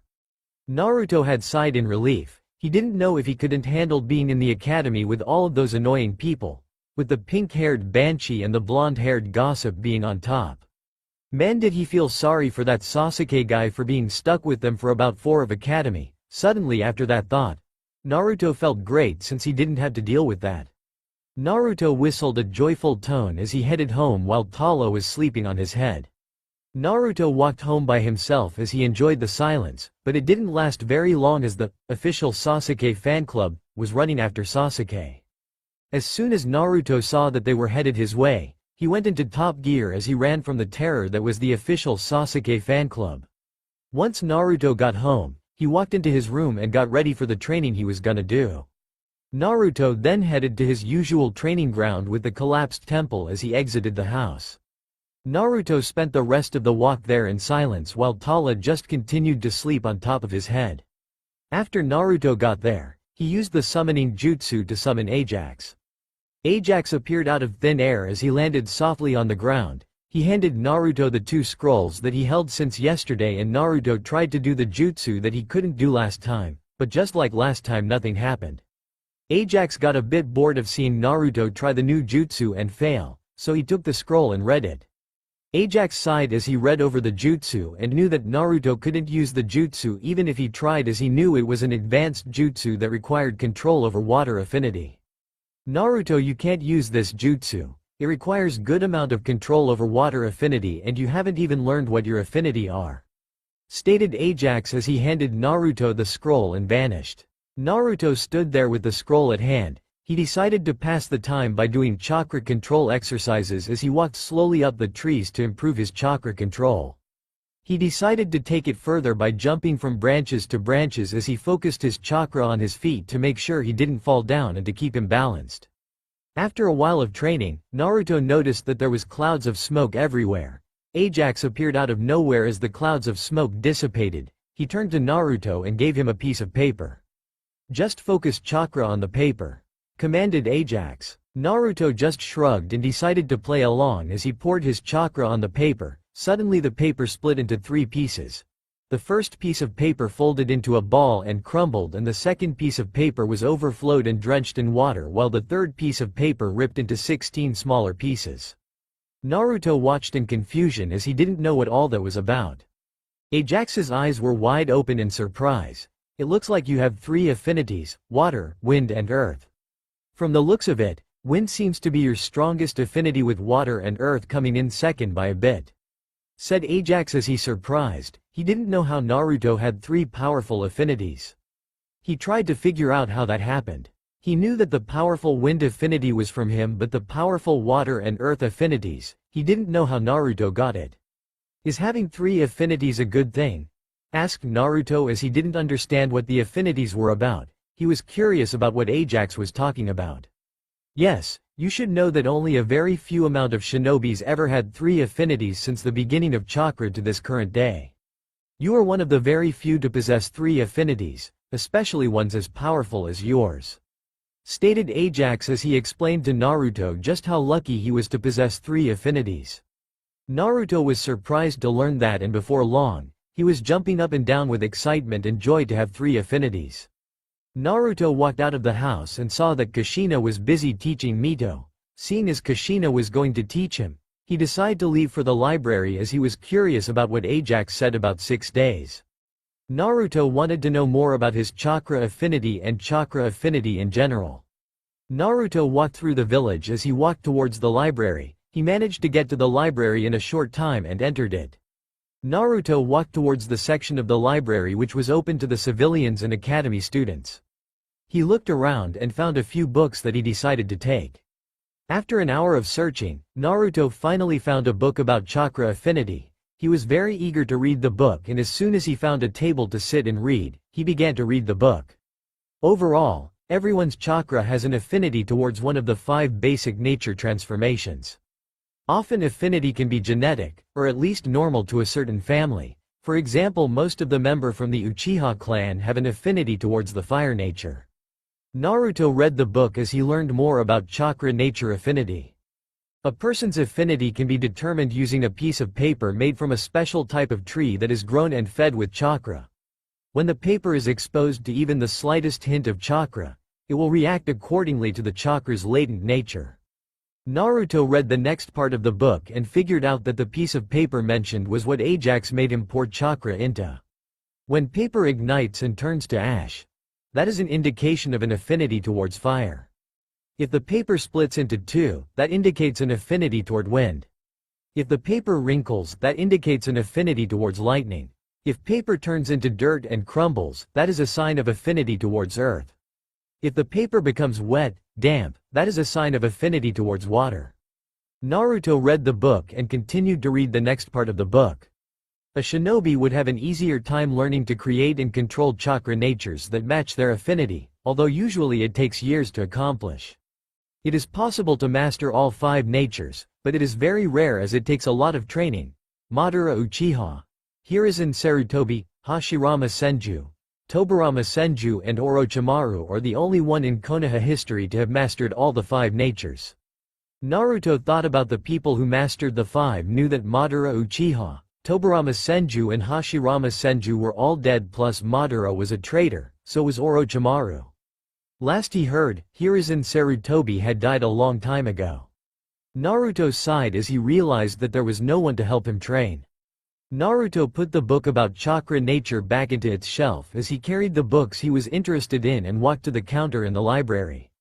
He placed the books on the counter. "That'll be 1,000 ryo," spoke the librarian behind the counter with. Naruto knew that she didn't like him, so he silently paid the money and left the library with the books in his hand. Naruto turned right as he headed towards a well-known weapons shop. He looked through the wall of glass that showed off the weapons inside. He saw a sign on top of the shop. It said, "Higarashi's store for your weaponry needs." Naruto decided to enter as he looked around. He was looking for a weapon that he felt was right for him as he was ordered to by Ajax. Naruto checked the first 2 aisles. Most of them seemed to be filled with kunai, shurikens, string wires. He saw nothing that caught his eyes, so he decided to check all the aisles. Naruto was starting to get depressed as he couldn't find any weapons that caught his. It was only at the last aisle did he find something that he liked. The weapon that caught his eyes was not one weapon but 2. They were both twin katanas. Though there was nothing that was extraordinary, he was still interested by the thought of using 2 blades at the same time. He picked them up by the hilt and it felt right, as if using 2 swords at once was meant for him. Without a second thought, Naruto headed to the counter as he placed the katanas down on it. He rang the bell and within a few seconds, a mid-aged man with a beard and a blacksmith outfit. He looked the Nato into the katanas, then back to Naruto. "I'm sorry but I can't sell these katanas to you. You're too young and I'm only allowed to sell them to shinobis," said the man as he took the katanas from the counter. Naruto frowned as he really liked the idea of using 2 swords at the same time. He was heading out but he was stopped by a hand. He turned around and saw that it was the old man. "Listen, if you want, I can keep these swords in reserve until you are able by," he said as he took the katanas to the back. Naruto smiled as he would be able to buy those swords one day. Naruto headed out of the store and back home. Naruto wasted no time as he hurried back home. He got to his room and locked the door as he placed the books on the small table and started reading the books on things that he was interested in, like fuinjutsu, cooking, jutsus and chakra control. Minato was working through the piles of paperwork. Once he felt he had done enough, he thought about Naruto. He didn't had paid any attention to Naruto in a long time and he wondered at what point did he stop noticing Naruto. How did I end up in this situation? Minato sighed. He felt more ashamed of himself the more he thought about Naruto. Naruto seemed to have isolated himself from everyone around him with the exception of a few people, like Kiba Inuzuka and Hinata Hyuga. Minato remembered about the day when Jiraiya told him one of his children would be the child of prophecy. He instantly knew that it was Mito as he remembered what Jiraiya said. The child of prophecy shall be born of two great warriors. The child shall possess great power and will be marked with a seal. The child will either be the savior that will bring peace to the world or a god that will destroy it. Mito is the child of prophecy. She wields the power of the Kyuubi as its Jinchuriki. Minato knew that Mito was the child of prophecy and she needs help to become the savior that she is destined to be. Despite all that, Minato felt bad about ignoring Naruto for so long. Minato sighed. He wondered what his late predecessor, Hiruzen Sarutobi, would have done if Hiruzen was in his place. Minato shook away the thoughts that distracted him from his work. He was ready to complete all of the paperwork, but when he looked up, he saw a horrifying sight. A ton of piled up paperworks on his deck. That day Minato feared for his life as he kept the rest of the day fighting every cage's nightmare. Naruto sat down with his legs crossed as he was mediating. That was when he wondered, wait, why am I doing this again? Because I need to talk you about something. You know the time when you used that jutsu which allowed you to create physical clones of yourself? Yeah, it turns out that not only does it allow you to create physical clones of yourself, but it also makes it so that the memories of the clones transfer to the original when the clones dispel or are destroyed. So what does that mean? It means that if you create 10 clones and had them focus on a chakra control exercise, you would be able to reduce the amount of time needed to master the chakra control exercise by tenfold. Oh, so how did you come across this information? Well, I learned the technique and experimented with it to see what it is able to do. At first the memories that I got from the clones were confusing as I didn't know what they were, but after a couple of days thinking on it, I figured out that they were the memories of the clones. Long story short, from now on you're going to use clones when you're training. Thanks for the information. I will use the clones tomorrow when I'm training. Naruto cancelled his mental link with Ajax as he got up and focused on his homework. Naruto looked around his bookshelf for the book on the creation of Konoha. Naruto took the book out and started writing facts about the creation of Konoha. Naruto felt cold as his body shivered. He could feel his face lying on a cold flat surface. He opened his eyes to find out that he had fallen asleep while finishing his homework. Naruto looked towards the source of the coldness as he closed and locked his window. Naruto picked up his homework and saw that he had finished it. Naruto was a bit sleepy. He looked at the alarm clock to see that it was 7:58 p.m., and without a second thought Naruto rushed into the bathroom to wash his face and brush his teeth. He exited the bathroom and headed to his bedroom as he put his jacket on. Naruto left the house with his bag of things he would need during training. On the way, he activated his mental link with Ajax. How is Tala doing with you? Thought Naruto. She really seems to enjoy the fact that she is able to run freely around this forest without having to worry about predators, however she does seem to miss you. Could you tell her that it's only for the time being until I graduate? Said Naruto as he walked directly past Ichiraki's ramen. He never did understand why his sister and his family liked ramen so much. Okay, I'll make sure to tell her that. Could you focus on her training when I don't need your help or guidance? Asked Naruto. He was getting stronger but he wanted Tala to not rely on him and rely her strength. Okay, but remember you owe me 5 favors for this. Okay, thought Naruto. As soon as he finished his thought Ajax laughed maniacally. Naruto knew that whatever Ajax was laughing about, he wasn't going to enjoy. Naruto quickly got rid of his current train of thought as he thought about eating at Ichiraki's ramen when he graduates. Naruto got the temple as he took out a scroll on wind affinity exercises to begin practicing on his control over his wind affinity. He created hundreds of clones as he and his clones pick up a leaf. They tried over and over to try and cut the leaf in two. After hours of trying, Naruto and his clones were able to cut a bit of their leaves. Naruto decided to take a stop as he sat down and took out some fresh wrapped sandwiches from his bag. Nothing beats the sensation of working hard, stated Naruto as he ate his food in delight and enjoyed the cold, refreshing wind breezing around him. He took a deep breath and let it out. Once Naruto had finished his meal, he got up and went back to the wind affinity exercises as he focused all of his concentration on the training. Soon the sun started to go down and Naruto decided to go back to home as he drank a bottle of cold water. Naruto started to run home. He kept running past all the civilians of Konoha as he headed home. Naruto made sure to go to his bedroom and go to his sleep. He decided to spend the time before dinner reading books about Fuinjutsu and the theories behind it. Naruto saw what time it was on the alarm clock and headed downstairs. He grabbed his food and took it upstairs to his bedroom as he ignored the looks of his family. Naruto ate his dinner in silence as he read through the book he was reading before. Naruto headed down to the kitchen and washed his dishes before heading to bed and going to sleep. Naruto woke up as he got up from his bed and turned to face the clock. It was 8:54 a.m. Naruto leapt out of his bed and prepared himself for the training he was gonna do. Once he was done washing his face and brushing his teeth, he headed to the collapsed temple to do some more wind affinity exercises. Naruto trained for half of the day there with hundreds of his kage bunchins. He was starting to improve as he noticed the slight enlargement of the small rip on the leaf. Naruto and his clones were doing great as he seemed to make great improvements. Naruto spent the whole day on the exercise and by the end of it he was able to cut a leaf in half within a couple of minutes. Naruto headed home and slept wonderfully as he was very happy to have made a huge improvement. Beep beep beep. Naruto got up and turned off the alarm clock. He went into the shower and washed himself before he went back to his bedroom and put his clothes on.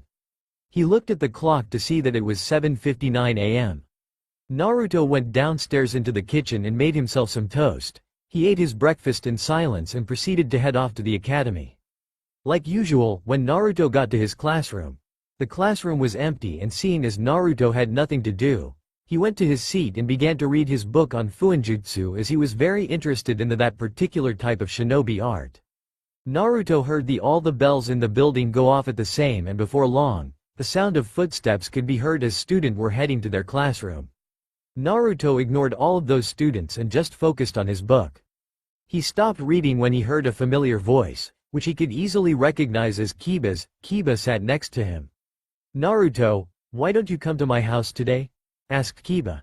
He seemed very energetic and excited about the thought of Naruto coming to his house. Sure," said Naruto as he was confused and a bit creeped out by how happy and excited Kiba seemed to have him visit Kiba's house.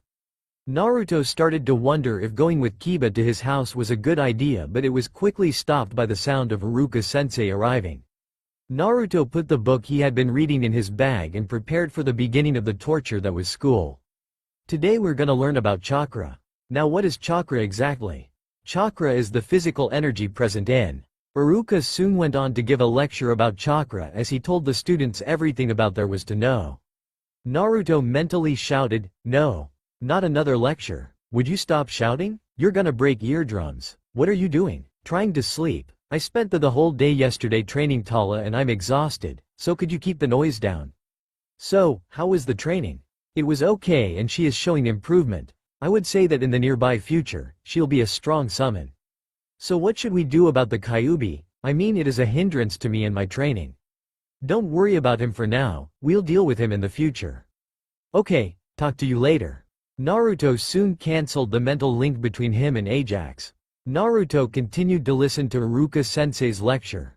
The school bells, or was it academy bells, rang and Naruto sighed in relief as he walked with Kiba to his house.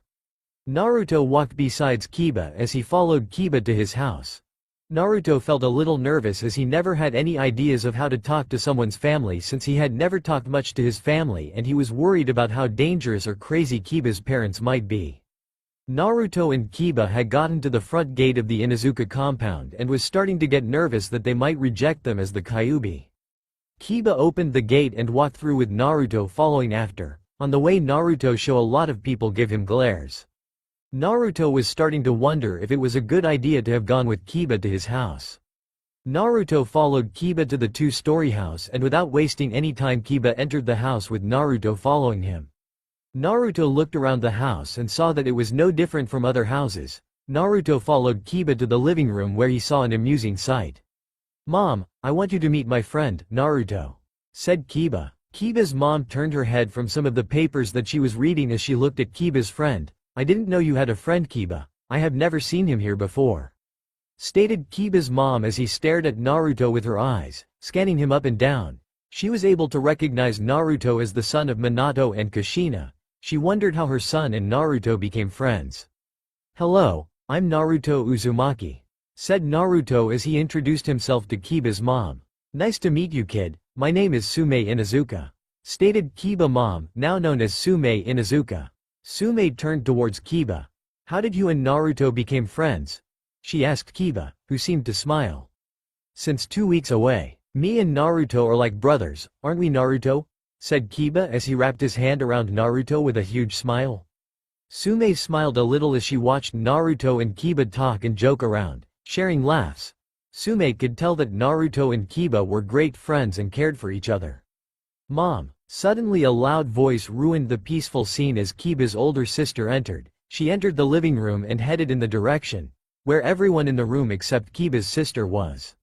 Mom, you could have told me the puppies were very hyper and hard to keep still, said Kiba's sister before she turned towards Kiba and rubbed his hair, messing it up in the process. Hannah, would you stop that? Kiba cried out as he pushed Hannah's hand away from his hair. Who's this? Asked Hannah as she turned towards Naruto. I'm Naruto, a friend of Kiba's, stated Naruto as he introduced himself to Hannah. Since when did you have friends, Kiba? Asked Hannah as she looked suspiciously at Naruto. For your information, I have a lot of friends, said Kiba with his head held high. And there's Naruto, Hinata and I think Shino too, and That's it, you have only 3 friends? Asked Hannah in surprise. How could Kiba have not 3 friends? As soon as Hannah mentioned that Kiba had 3 friends, his pride crumbled as he swatted down and poked the ground as he mattered about big dumb sisters ruining everything. Naruto just watched as Hannah and Kiba started to argue and Naruto turned to Sume. Yes, they always do this, said Sume as she answered the question that Naruto was about to ask. After a while, Kiba and Hannah stopped arguing and Naruto played with Kiba for around an hour before Naruto decided to leave to head home before dark. Naruto knew that walking around during night was a bad idea, especially if you were Naruto and lived in a place full of people who hated him. Naruto got home and cooked himself some meals since no one was home. They were probably eating ramen at Ichiraki's ramen. Naruto ate his self-made dinner and headed to his bed for some sleep. Drip drip drip. Naruto tried to go to his sleep but the sound of water dripping seemed to stop him. He opened his eyes to see that he was in the sewer from before. Naruto quickly remembered the gate and Kyuubi being sealed behind it. Well, if it isn't my jailer, what brings you here? Said the Kyuubi as he spoke with a menacing voice. At least that's how Naruto thought it sounded like. Cut the crap, why did you bring me here? Asked Naruto as he looked impatiently at the Kyuubi. You know your sister, she going to die. What? You're lying to me. Why is she going to die? Asked Naruto impatiently with a worried tone as he showed a lot of worry and concern for Mito. Before Naruto was able to do anything, or even try to get the answers out of Kyuubi, Naruto was forcefully pushed out of his mindscape by the Kyuubi's presence. Naruto suddenly awoke and got up as he couldn't go to sleep with the thought of Mito dying. He did the only thing he could do, Ajax. Ajax! Naruto called out as tears flowed from his eyes down his cheeks. Naruto may have envied Mito but he could never hate her or want her to die as he loved her. She was his sister and nothing was gonna change that. Ajax! Ajax! What? Can't you understand that I'm trying to go asleep? Ajax asked grumpily as he woken up by Naruto's annoying yells. Ajax, is it true that Mito is going to die? As soon as Naruto asked that, any sign of sleepiness and grumpiness that Ajax's voice had seemed to disappear. Naruto got the answer from the fact that Ajax didn't say anything and started crying. Why? Naruto asked. It seems that she is dying from the Kyuubi's chakra, without the Kyuubi's soul to contain all the hatred and despair of the Kyuubi's chakra. Mitwa using a bit of Kyuubi's chakra and it's starting to affect her body and brain. Eventually if she keeps using the Kyuubi's chakra, she will die from the exposure to the poisonous hatred and despair of the Kyuubi's chakra. Ajax explained in a serious tone as he answered Naruto's question. So what do I have to do? Isn't there a way to save her? Well, you could transfer the Kyuubi from you to her and that will save her from death. But, since you are a Jinchuriki, if I extract the Kyuubis from you, you will die. So I give you a few seconds to decide whether to live and let Mito die or die and let Mito live. Also if you wanted, you could extract the Kyuubi's chakra and keep it with you and let Mito die. Naruto didn't know what to say as he didn't spend enough time to know Mito closely but he knew he couldn't let her die. I choose to let her live. Naruto strengthened his resolve and made sure that he wasn't gonna go back on what he just said. I guess, you go to her and touch her head. Ajax ordered and Naruto did as he was told without question. Naruto snuck into Mito's room and without wasting a second, he placed his hand on Mito's head. Naruto found himself inside of his mind with Ajax behind him. Naruto spotted two gates, one in front of him and the other behind him. Ajax helped Naruto move to the gate in front of him and Naruto quickly unsealed the gate. "So, my jailer decided to let me go," the Kyuubi stated as it moved towards the other gate. The Kyuubi, Ajax and Naruto made their way to the other gate and without a second Naruto opened the second door with Ajax's help as he deactivated the seal as to not alert anyone. Once the second gate opened, Kyuubi's chakra returned to Kyuubi. Kyuubi quickly tried to attack Naruto but Ajax stopped Kyuubi's tail and tackled Kyuubi inside past the second gate. Once the Kyuubi was inside, Naruto quickly went to work as he closed the gate. Kyuubi leashed out one of its tails at Naruto but Naruto was able to stop it with the help of his newly created clones. All 100 of them stood between Naruto and Kyuubi. The clones had done their job as Naruto had finished locking the gate and put the seal back on the gate. Naruto slowly faded from the mindscape until he looked like a ghost. "I guess this is it. Who knew I would die protecting the person who caused me so much pain and grief? I never in my wildest imagination had dreamed that I would die inside Mito in my mindscape." Naruto spoke in an amused tone. "I want to thank you, Ajax, for everything. You've done so much for me that it fills me with joy. I enjoy and hold every moment I spent with all the people I love, even you, Ajax." Naruto sat down as he talked in a happy tone as he showed his appreciation to Ajax for everything Ajax did for him. Naruto calmly inhaled the air as he began to speak. "I wish I got the chance to say my farewell to all those people I love, but more important, I wish I had been able to say thank you to them all for giving me the best time of my life and for helping me make my way out of that dark tunnel that I thought I could never escape." Naruto spoke in a seething and calm tone as he accepted his death.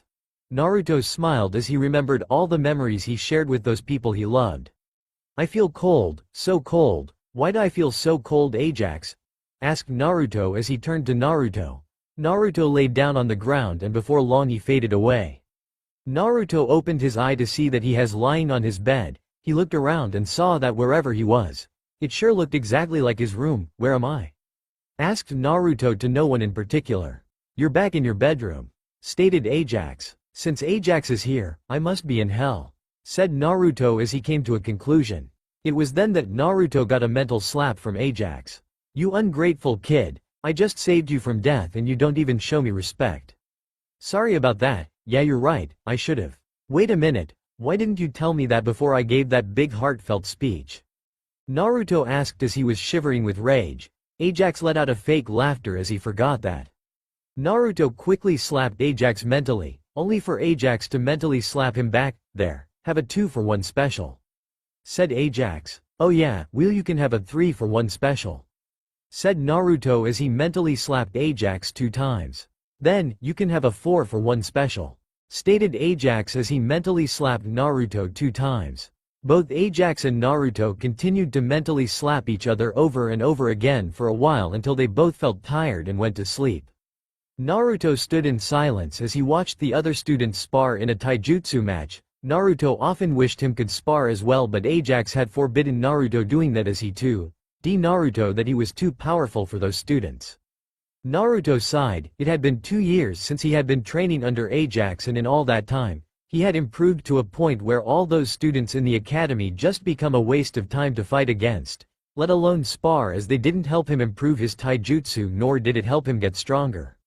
Naruto thought about the gravity seals he created and thought about how much he had improved in Fuinjutsu. He was a level 3 Fuinjutsu user, close to being a level 4 Fuinjutsu user. Naruto thought about the first time he tried to create a seal. It was so embarrassing as it ended up exploding right his face. It was safe to say that Naruto learned his lesson as he used cage bunchins to create any seals that he has never created before. Naruto wondered when the torture would end as he was forced to stand there and watch the other student have fun as they got to spar with each other. Naruto just imagined punching something as he tried to calm himself down, but he was still angry at Ajax for not letting him spar with the other. Before long, Naruto mentally shouted and begged God to end the torture and the suffering. As if God heard his cry, the bells all around the academy rang, and without wasting a second, Naruto ran out of the academy while he mentally said, "Thank you," to whatever god it was that answered his call and saved him from that torture. Naruto rushed towards home. Once Naruto got there, he entered his bedroom on the second floor and locked the door before jumping on hosted and mediating. Naruto sat there in silence as he mediated, in order to try and reach his mindscape. Once Naruto entered his mindscape, Ajax sensed his presence and flew toward him. "So you came back as I told you to," said Ajax as he flew towards Naruto and landed next to him. "I knew it's important and I decided to come here, in order to find out why you asked me to come here today," stated Naruto as he looked at Ajax. Naruto gave his full, undivided attention to Ajax as he listened to Ajax. "As you may know, I have trained you for 2 years and you've grown very strong enough to do that thing I told you that you would have to do in the future. Now's the time for it," stated Ajax as he looked at Naruto. Ajax saw some doubt and hesitation in Naruto's eye. "I don't think I am for it. I need more time and training to develop my strength further," stated Naruto as he looked nervous and unsure. "Remember that great men aren't born great, they become great by doing what must be done. They become great by facing any obstacle that lies ahead. They become great from accepting when they've lost. One key thing that all great men have. The one key thing that you need to have is experience," stated Ajax as he spoke with such confidence in Naruto and his skills. Just the confidence in Ajax's voice was enough for Naruto to believe in himself. "Okay, I'll do it," promised Naruto as he got all the things that he would need. A group of kunais, a few shuriken, some ninja wire, some storage seals, some soldier pills, some food, like sandwiches, dango and a few bottles of water. Naruto headed out of his room through the window. He created a kai bunshin of himself before he headed towards the gates. When Naruto got to the gate, he had Ajax take over and place a genjutsu on the ninjas guarding the gate. Naruto made a run for it out of Konoha, towards a nearby town. Once Naruto thought they were far enough, Ajax dispelled the genjutsu. Naruto spent the next 5 hours heading towards the town, but once it got dark, Naruto got to a safe spot and created a little place under to sleep. Naruto used Doden to create a strong foundation for the place, so the earth on top of him wouldn't collapse on him. Naruto wished he had brought a pillow and a blanket as he didn't take liking to the rough ground. Naruto kept trying to go to his sleep. It was only after a while that Naruto was finally able to go to his sleep.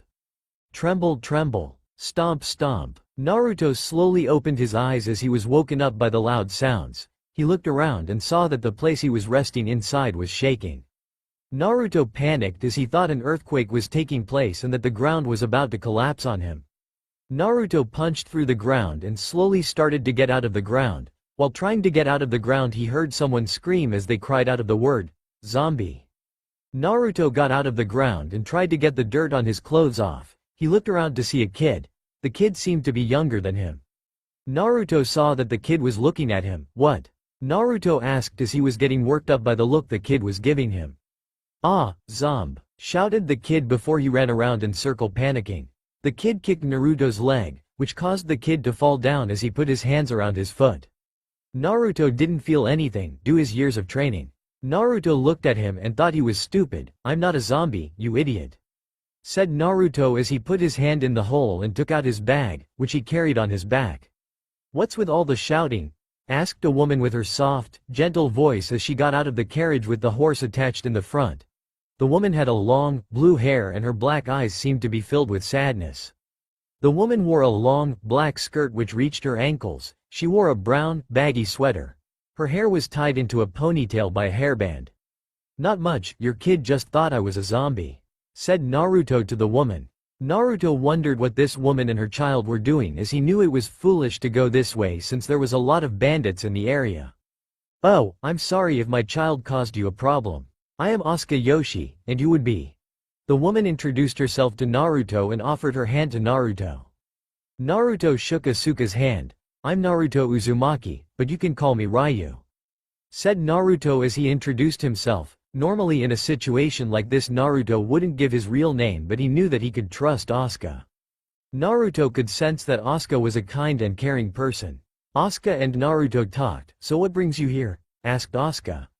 "Just planning on heading towards the nearest town," stated Naruto. "Well, then climb on up, I'll give you a lift," said Asuka as she climbed on the front of the carriage. Naruto decided to climb on board as he knew it would be faster to travel on a transport than on foot. Naruto sat in the front with Asuka. "So why are you traveling?" asked Naruto as he looked at the Asuka. "A while ago I lost everything and I decided to leave for a new home and a new start," said Asuka as she never took her eyes off the rope. She didn't even turn around to speak to Naruto. "So, why are you heading that way? Shouldn't you try to head towards Konoha?" Naruto asked as he looked at Asuka. "Because it's not the home I'm looking for. I had a wonderful family in Omegakure and everything was great until one day a man who possessed a powerful dojutsu killed our leader. Then he proceeded to kill off all of those that didn't support him. One day he attacked me and my family with a jutsu that destroyed our house and killed my family in one go. I would have died but I was lucky," said Asuka as she gripped the ropes in her hands tightly. "When I ran away from AIM, I tried to kill myself but I couldn't. So I decided to leave my life in AIM and look for a new home and a new start. Since then I've been traveling," said Asuka as she was close to shedding a tear. "What about her child?" asked Naruto. "I found him on the streets. It turns that he had been kicked out of the orphanage and I decided to take him in," said Ken. Naruto decided to meet the kid, so he entered inside the wagon and saw he was playing with plastic toys. "What are you doing?" asked Naruto. "I play," said the boy. The boy had short, brown hair, he had black eyes and wore baggy clothes that didn't fit him. "What do you plan on doing after you find a home?" asked Naruto. He looked at the kid and saw him think hardly as he were focusing a lot on that question. "I wanna be a ninja," said the boy as he held his arms up and had a smile on his face. "Hey, I'm Naruto and you would be?" "I Jin," said the kid. Naruto smiled at the kid's antics. He stayed there and watched as the child played around with the toys and goofed around. It was times like this that Naruto wished could last forever, but sadly he knew it wouldn't. Naruto continued observing the kid play with the toys as the kid acted out what he would do when he became a ninja and a smile reached Naruto's face. Naruto got out and sat in the front with Asuka. They saw the light at the end of the forest. They had gotten out of the woods as they saw the houses and buildings up ahead. Once they reached there, Naruto got off the carriage. "Thanks for the lift," said Naruto. "It was nice to meet you, see you around," said Asuka before she left with the carriage. Naruto looked around the town as he searched for some people. He moved around the town as he looked for people. He saw a bar and headed towards it. He entered the bar and saw that there wasn't that much people. "Hey lad, have a seat," said the bartender as he looked at Naruto. Naruto made his way through the bar to the bartender. "Never seen you around here before. What brings you here, kid?" asked the bartender as he looked at Naruto. Naruto ordered a glass of water. "Just looking for some people to kill," answered Naruto. The bartender raised an eyebrow as he placed a glass of water in front of Naruto.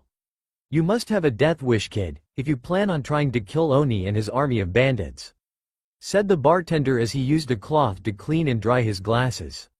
When Naruto heard what the bartender said, he looked up and asked, "Where can I find them?" Naruto was getting pumped to put Oni and his bandits in their place. Naruto was still having a hard time preparing to kill those bandits. It was then that a boy rushed inside the bar and ran towards the bartender. "Satoshi, I just saw someone drive a carriage towards Oni and his bandits," cried out the boy in desperation as he shouted at the top of lungs to ensure that everyone heard him. Everyone in the bar that was awake looked down at the ground. "May those who have unfortunately died today find happiness in the afterlife." Everyone in the bar, including the knot that ran in and the bartender, spoke together as they prayed for those people. "Who is Oni and his bandits and why is everyone so scared of them?" asked Naruto as he looked at the bartender. The bartender turned around as he started to organize the variety of drinks behind him. "Everything was great for us until Oni and his bandits showed up. Those of us that tried to stop them were killed. Our hero, the only ninja in our town, fought back but Oni and his bandits were too much.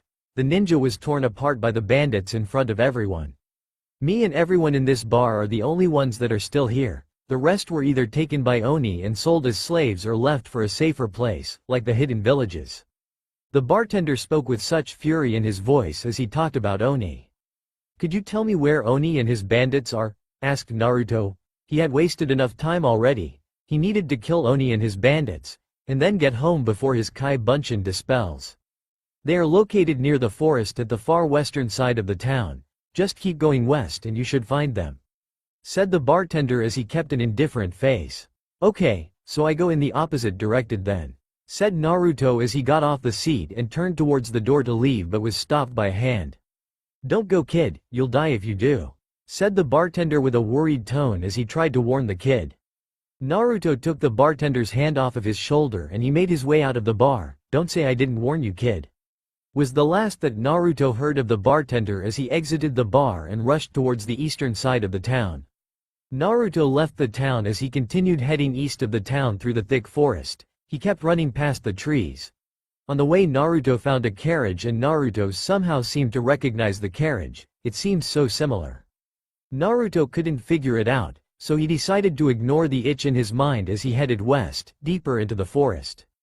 Naruto stopped and hid behind a tree when he saw the bandits. He took out a kunai and crossed his index and middle finger. "Kage Bunshin no Jutsu," whispered Naruto as he created 9 Kage Bunshins and had them surround the camps of bandits. Naruto threw the kunai and made hand signs quickly. "Kage kunai no Jutsu," whispered Naruto as the kunai he threw multiplied into a wall of kunais. The Kage Bunshins did the same, and before anyone knew what happened, many of bandits died as cries of suffering could be heard throughout the bandit camps. The few bandits that survived were caught off guard by Naruto and his Kage Bunshins. His Kage Bunshins stood together and quickly made the hand signs. "Suiden, Suiryuden no Jutsu," called out the Kage Bunshins as they used the water in the air to create several giant dragons made of water. The dragons rushed towards the bandit camps. Naruto and his Kage Bunshins kneeled to breath as they were drained from using the powerful jutsu. Before long, all of the bandits were either dead or knocked out, and Naruto took this time to have his Kage Bunshins enter and search the bandit camps. The Kage Bunshins and Naruto made sure to release all of the people that the bandits kidnapped and imprisoned. Naruto went through all of the bandit camps. Naruto stopped when he saw the kid he met just a while ago on the carriage. Suddenly the itch in his head that continuously annoyed was gone. Naruto freed the kid from the chains and picked him up. He was unconscious and Naruto decided to create one more Kage Bunshins and had him take the kid back to the town while he searched through the bandit camps for Asuka. Naruto was looking through the bandit camps for the 3rd time, but before he knew what happened he was punched and sent out of the bandit camp. Naruto collided against a tree. A ninja walked out of the bandit camp as he headed towards Naruto. The ninja wore Anbu clothes. He had a turban-like headgear and had a sheet hanging from it, which covered his whole face. "Brat, nice work with those bandits. How about you join me and I'll make you my second in command?" asked the ninja as he tried to entice Naruto into joining him. "I'll never join you," exclaimed Naruto as he looked defiantly at the ninja. Naruto slowly moved his hand towards the kunai holster on his belt as he proceeded to take a kunai out slowly. "Then I'll take you down. Doden. Doryuso," said the ninja as he made hand signs. Suddenly spears of stone shot from the ground towards Naruto, who jumped back as he threw the kunai at the ninja before creating Kage Bunshins to distract and hold off the ninja. The ninja dodged the kunai that Naruto threw and charged towards the Kage Bunshins. The Kage Bunshins were dodging and attacking the ninja. All the while Naruto rapidly made hand signs as he was completing a jutsu, half-beast transformation. Spoke Naruto as his nails got longer and sharper, his hair grew longer and wilder. Naruto called his Kage Bunshins back as he charged towards the ninja. Naruto punched the ninja and Naruto responded by punching Naruto back. Naruto did a roundhouse kick to the ninja's face as the ninja was sent back a bit. The ninja launched at Naruto as he did a somersault and tried to hit Naruto with his shin, but Naruto blocked with his hands and pushed the leg back. The ninja threw a kunai at him before he made a few hand signs. Kage kunai no jutsu. The kunai duplicated and turned into hundreds. Naruto dodged all the kunais as he moved past the kunais. He quickly grabbed 2 kunais and used them to deflect all the other kunais that were heading towards him. He flinched a bit when a few kunais got past his defense and left him with a big scratches. Once the kunais were all down on the floor and just dispelled, Naruto jumped towards the ninja who was standing on the branch. He jabbed his sharp, long nails into the ninja's chest and torn him into 2 pieces. But the 2 pieces turned into wood as smoke appeared and disappeared shortly after. "You were very close there, kid. Any later and my shunshin might not have saved me from being ripped into 2. Said the ninja as he put his hand on his chest to hide the injury. The ninja quick made a few hand signs and suddenly a person appeared along with the smoke which shortly disappeared. This woman is completely useless and she didn't have a single useful information on any of the hidden villages, so much for a traveler. Said the ninja as he took out a kunai and placed near the woman's throat with the kunai. Naruto tried to stop him but stopped dead in his tracks when the ninja threatened to slit her throat. I wonder as to why you stopped.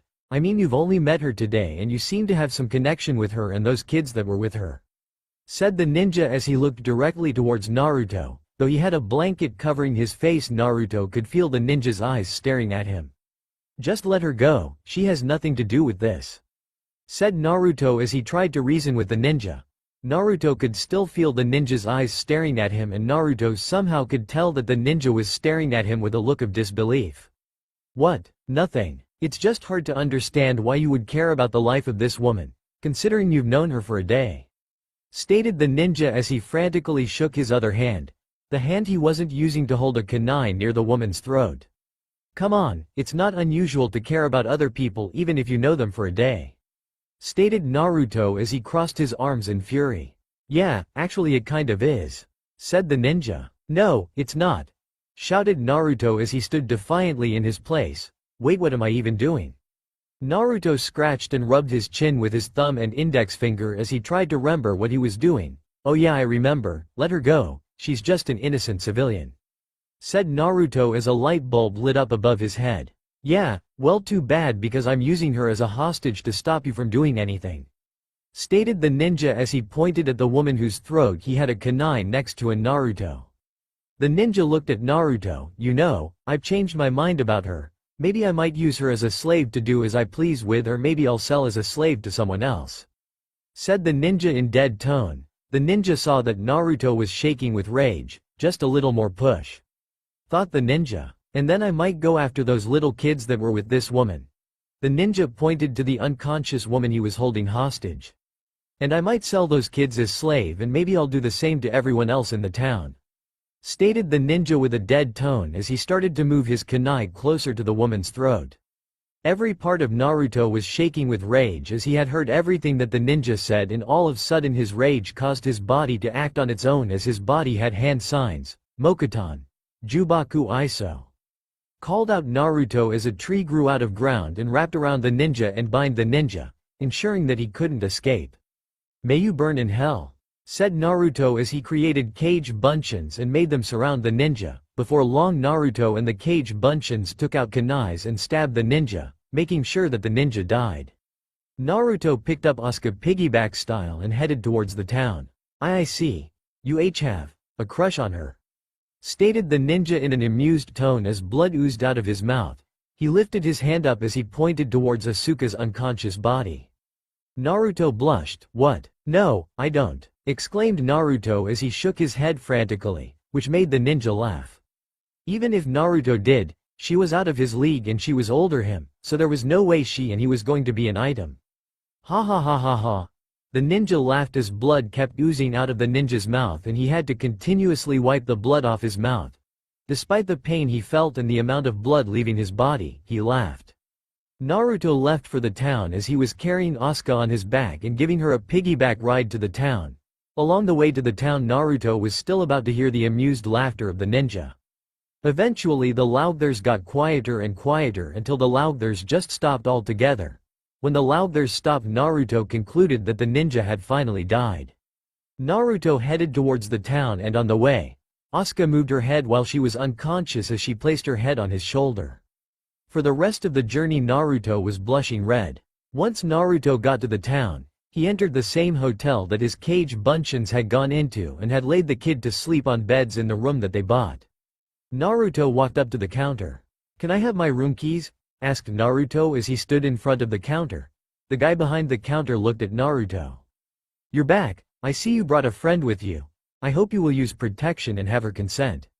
Said the man behind the counter with a smile. Naruto just nodded as he didn't know what else to do and the last thing he wanted was to be accused of anything he wasn't.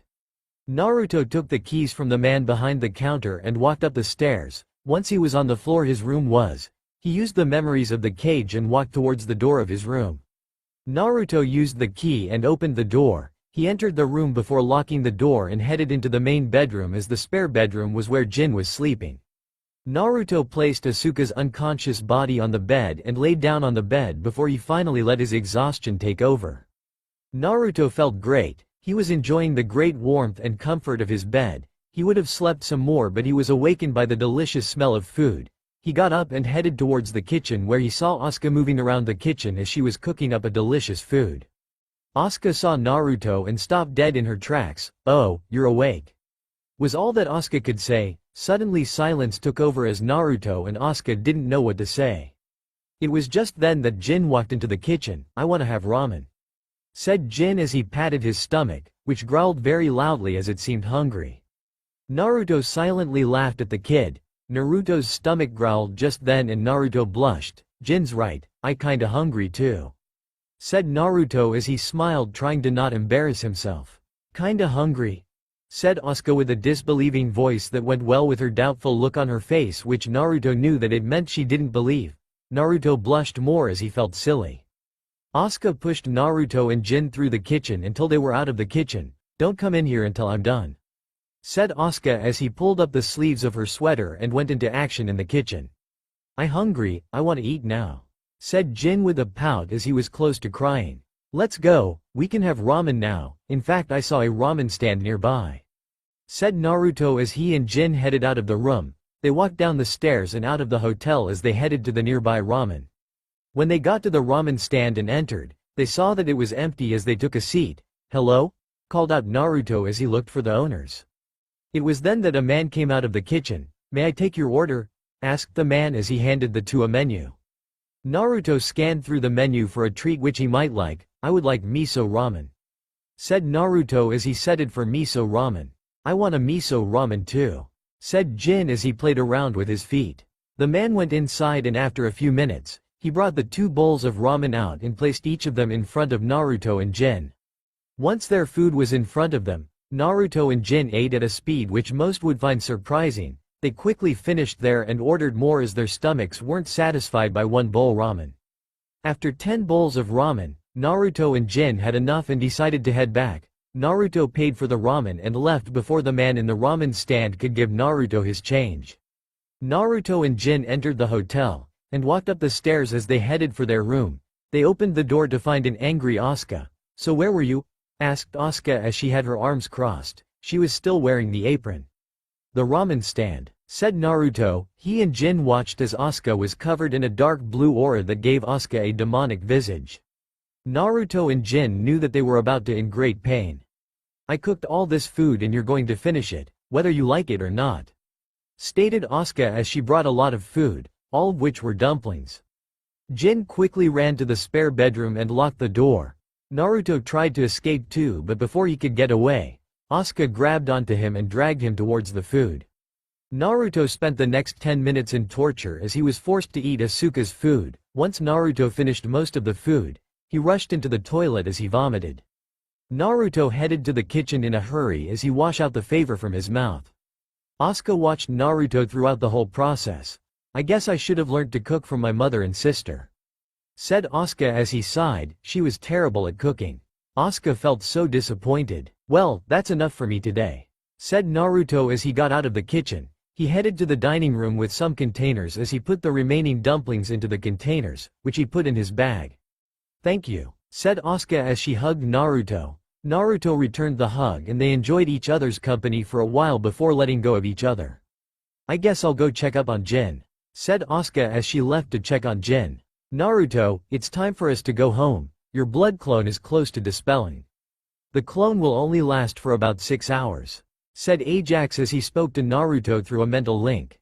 "Okay, but I need to do something," said Naruto as he wrote on a paper and left it on the table with 500,000 ryo before he headed out of the hotel and headed into a forest. Once Naruto got far away from the town and felt he was far enough from the town, he made hand signs before he slammed his hand down. "Kachiyose no jutsu," called out Naruto as he summoned Ajax.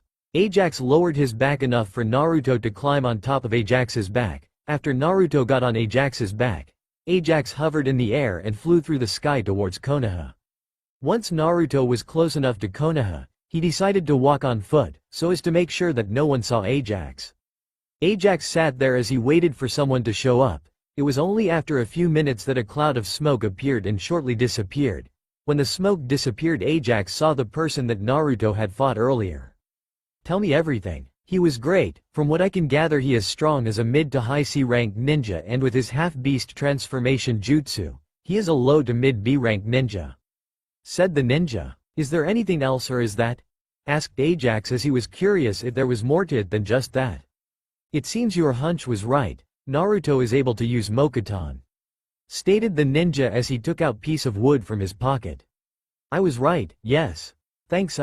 You don't know my name. Said the ninja in an unamused tone, which caused Ajax to scratch the back of his head as he had a fake happy face. Sigh, my name is Riku. The ninja, now known as Riku. Naruto got up from his bed. He wondered if what happened was all just a dream, though it did seem real. He entered the bathroom and splashed his face with cold, fresh water. She wasn't real, just get her out of your mind. Said Naruto as he mentally prepped himself up and tried to get the image of Asuka out of his head. Oh, all of it was real, alright. Said Ajax as he entered Naruto's mind and talked to Naruto through a mental link. Naruto suddenly stood straight, so Asuka is real. Said Naruto as he thought of her. When Naruto thought that she was real, thought of her rushed through Naruto's head over and over. So where did you get 500,000 Ryo from? Asked Ajax as he was curious how Naruto got his hands on all that money, because last time he checked, Naruto didn't have that much money. Let's just say I borrowed money from the bandits and the ninja that I killed, who I assume was Oni. Said Naruto as he used air quotes when he said the word borrowed. So you stole their money, and how did you steal the ninja's money? Asked Ajax as he curious how Naruto stole Riku's money from him. Stole is such a strong word. I prefer to say that I permanently borrowed their money.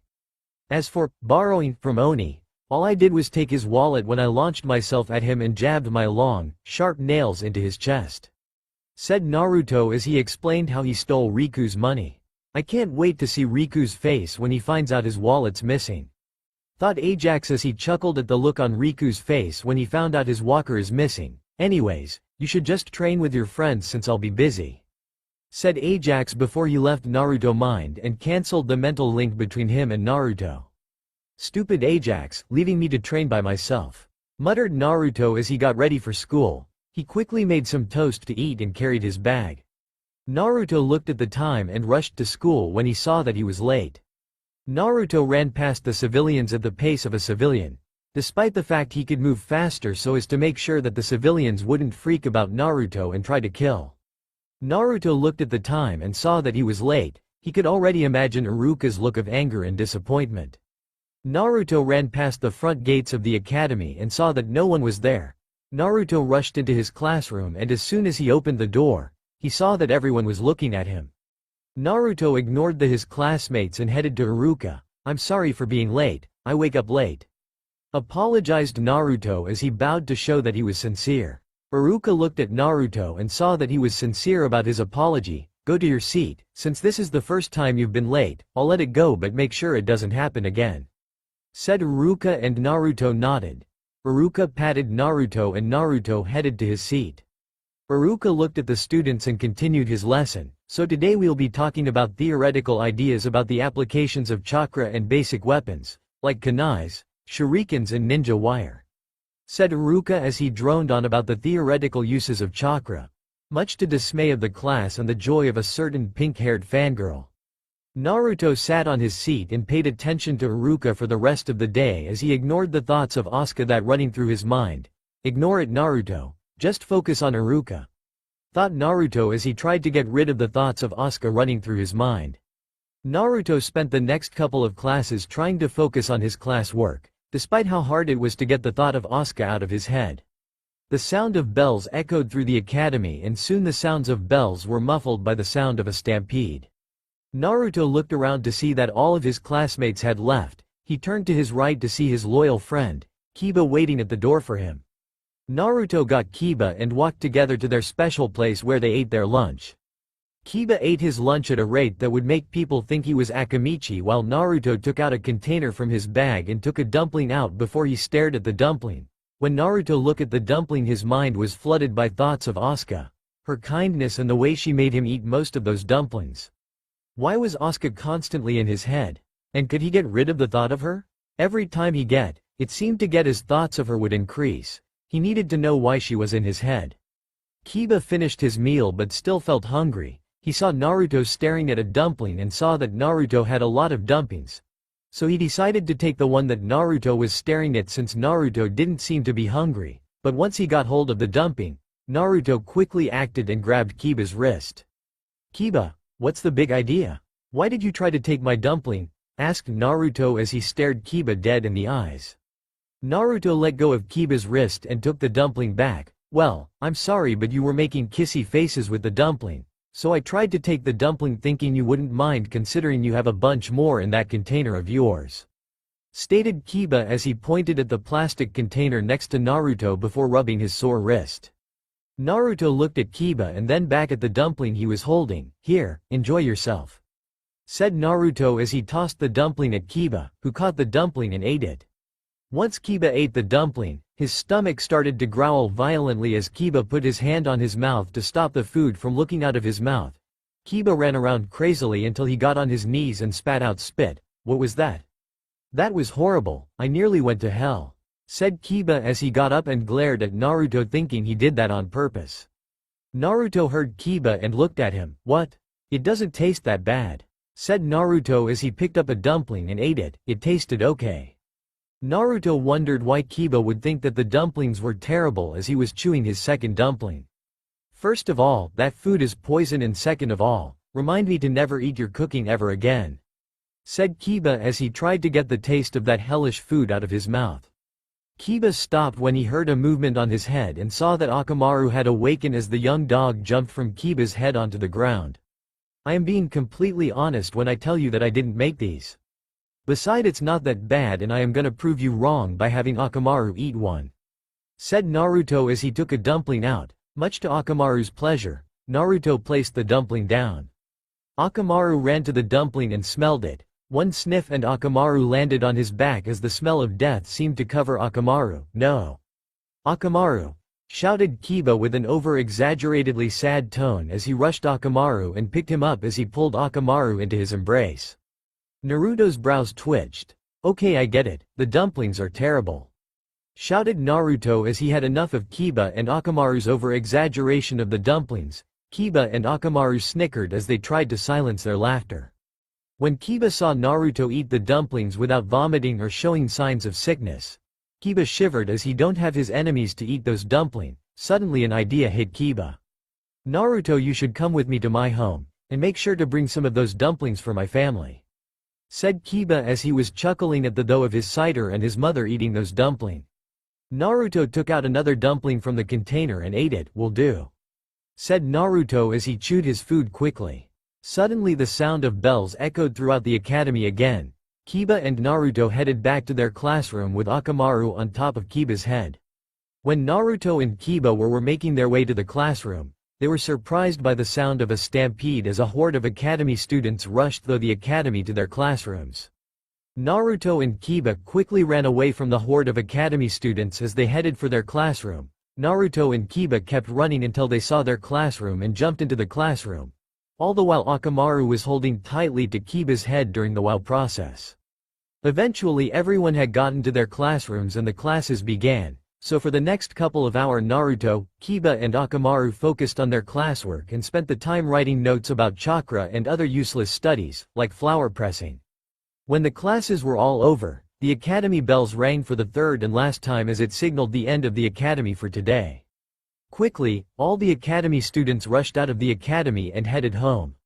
Naruto and Kiba walked out of the academy and headed towards the Inuzuka compound. The Inuzuka guards that were protecting the gate to the compound looked at them and opened the door. During the 2 years that Naruto had spent as an academy student, he had gone the Inuzuka compound several times with Kiba, and over time the Inuzuka came to accept him. Many of the Inuzuka who had thought that Naruto was Kyuubi had come to understand that Naruto wasn't Kyuubi, as they sometimes saw Naruto taking care of pets. Naruto and Kiba walked through the compound as they greeted the Inuzukas they meet on their way. Naruto and Kiba got Kiba's home and opened the door as they made their way to the living room where Sume was sitting down and reading a newspaper. Kiba had a smile on his face. "Okawa-san, do you know where Hana is?" asked Kiba. He put a hand over his mouth as he hid his smile. He knew if his mother saw his smile, she would be suspicious. "She's busy with her training for the Chunin exams," replied Sume as she spared a glance at Kiba and Naruto. "Kids these days, getting weirder by the day," thought Sume when she saw Kiba acting weird as he put his hand over his mouth. Kiba elbowed Naruto's back gently. "That reminds me, Sume-san. Would you like a dumpling?" asked Naruto as he took out a container from his bag and walked towards Sume. "Sure kid, I am sure one wouldn't hurt," said Tsune as he put the newspaper down and took a dumpling before eating. "You know it pretty good, the flavor isn't Sume chewed the dumpling and it wasn't that bad, but as soon as he swallowed it, her stomach growled violently and without a second thought she ran to the bathroom while she put her hand over her mouth to prevent the food from coming out. Kiba watched the whole thing and fell on the floor with his hands over his stomach as he laughed out loud. He was laughing so hard that tears were coming out of his eyes. Naruto looked Kiba weirded out a bit as he moved a bit back from Kiba. Naruto looked at Kiba laugh out control and watched as the area of Kiba's pants got damp. Eventually Kiba stopped laughing as he got up and swiped the water coming out of his eyes. "That was hilarious and without a doubt the most funniest thing I ever saw," stated Kiba. Naruto this time to point at Kiba's pants. Once Kiba looked down at where Naruto was pointing, he blushed before he ran upstairs to his bedroom. Naruto looked around. "Am I the only one sane here?" asked Naruto to no one in particular. After a few minutes, Kiba came downstairs wearing new, dry pants and looked at Naruto. "That never happened," stated Kiba with a serious tone. Naruto smiled. "Whatever you say, wet pants," said Naruto with a smirk. Now that he had blackmail material on Kiba, there was no way he was going to let it go. "You're never gonna let that go, are you?" Sume walked in as she heard. "Let what go?" asked Sume as she joined in the conversation. She was curious about what Naruto and Kiba were talking about. Naruto turned to Sume. "Nothing, just the fact that Kiba wet his pants," said Naruto as he pointed at Kiba and laughed while Kiba looked at Naruto with a look of betrayal. Sume started laughing. "Ha ha ha, he wet his pants." Sume laughed with Naruto at the fact that Kiba wet his pants. "At least I wasn't running to the bathroom frantically with my hands over my mouth," said Kiba, which caused Tsune to suddenly stop laughing as a look of irritation appeared on her face. "Anyways, Sume-san, I came here because I was wondering if I could talk to you about something," stated Naruto, which got Sume and Kiba's attention as they sat down and focused on him. "I meant alone, just with Sume," said Naruto as he looked at Kiba. Kiba walked out of the room and closed the door before muttering about stupid friends and how they were a pain in the butt. Once Kiba left, Naruto turned to Sume and talked to her. "The truth is that I wanted to talk to you about someone, not something," said Naruto with a little blush. Sume grinned but kept listening as Naruto continued. "The thing is that ever since I meet this person, I can't stop thinking about her, no matter how hard I try," stated Naruto as a thought of Asuka appeared in Naruto's mind, which caused him to blush out of control. The grin on Taum's face didn't go away. "Ooh, kids has a crush, you've got it real bad for this girl," stated Sume as she saw Naruto's become completely red. With his whole face red, he sorta resembled a tomato, a trait he possibly got from Kushina. Naruto quickly got rid of the red covering his face. "What? There's no I could have it bad for her," exclaimed Naruto as he looked at Sume. "You've got it real bad for her, in fact if I didn't know better, I'd say you're in love with her," stated Sume as she raised her shoulders before quickly dropped it down. I'm gonna go now," stated Naruto as he got out of the room, and walked out of the house without a second thought as he headed home. While walking out the door, he left without replying to Kiba. "Hey Naruto, aren't you gonna train with me?" asked Kiba as he watched Naruto leave, but much to his dismay Naruto didn't reply. "I wonder what's with him," thought Kiba as he wondered if he could go after him but decided to let Naruto be and talk to him tomorrow.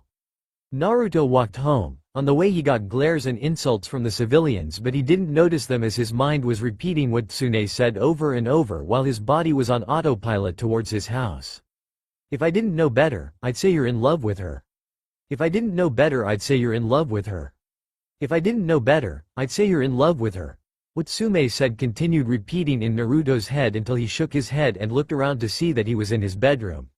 Naruto headed to the bathroom. He walked up to the sink and turned the tab as he splashed water over his face. There was no way Naruto could be in love with Asuka, was there? No. Naruto shook away his doubt. There was no way he could be in love with Asuka, especially considering how they only knew each other for a day.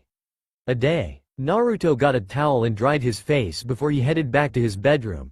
He sat down with his legs crossed, slowly inhaling and exhaling as he tried to control his mind and his emotions. Naruto tried to clear his mind, but no matter how hard he tried, he couldn't stop thinking of Asuka. Naruto tried over and over to clear his mind but failed and decided to read a book. He reached under the bed and pulled out a familiar, orange book. He read the title, Ichi Ichi Paradise, The Journey to a Kunoichi's Heart. Naruto opened the door as he started reading the book. Naruto spent a while reading the book and it was getting to the part where the protagonist was about to have with the kunoichi that tried to kill him, but before Naruto could read that part, the doorbell rang and Naruto shouted, "Could someone open the door?" The door rang again and again. Naruto had enough and hid the orange book under his bed. He walked downstairs and opened the door halfway. "Okay. Listen ass, you're disturbing me," said Naruto before he looked at the person to see that it was Kiba. "Is that how you treat a friend who walked all the way here to check up on you?" asked Kiba as he looked at Naruto with his huge puppy eyes, which made Naruto feel guilty. Naruto sighed before he opened the door completely. "Come inside," said Naruto as he let Kiba into his house. Naruto took Kiba to his bedroom as he thought it was best to talk to Kiba in his room rather than anywhere in the house, considering his family members might eavesdrop. "So what did you come here?" asked Naruto. "You seemed troubled and I thought that as a friend, I should try to help you with whatever it is," said Kiba. Naruto looked at Kiba and saw that Kiba was telling the truth, but still, Naruto was still angry at Kiba for ruining his fun and stopping him from reading the most exciting part of the book. Naruto scratched the back of his neck as he was wondering what to do with Kiba, as he didn't have anything to play with him, considering Naruto never expected that anyone would come to his house for him. Naruto looked around for something that Kiba and Naruto could do. Naruto spotted his Go board. "How about we play Go?" asked Naruto. Normally Ajax and him would play Go, which would always end with Ajax being the winner. Kiba scratched his chin. "Why not? I played Go a couple of times before," said Kiba as he and Naruto moved to the Go board. Naruto and Kiba took stone from the bowl of stones and settled who would play black, and who would play white. Naruto played white and Kiba played black. At the start both Naruto and Kiba built up territories. During mid-game Naruto and Kiba battled against one another for territory as Kiba made some risky moves while Naruto focused on playing safe moves to expand his territory. In the end, Kiba fought hard against Naruto, but the risky moves he played during mid-game caused him to lose by 17.5 points. You should research about Go game boards. If you don't understand what I'm talking about, that is if you want. "Well Naruto, I guess I'll see you tomorrow," said Kiba as he walked out of Naruto's room and out of the house. Kiba walked home. Naruto gathered the stones and put them in their separate bowls. Naruto looked at the time to see that it was 7 p.m. already.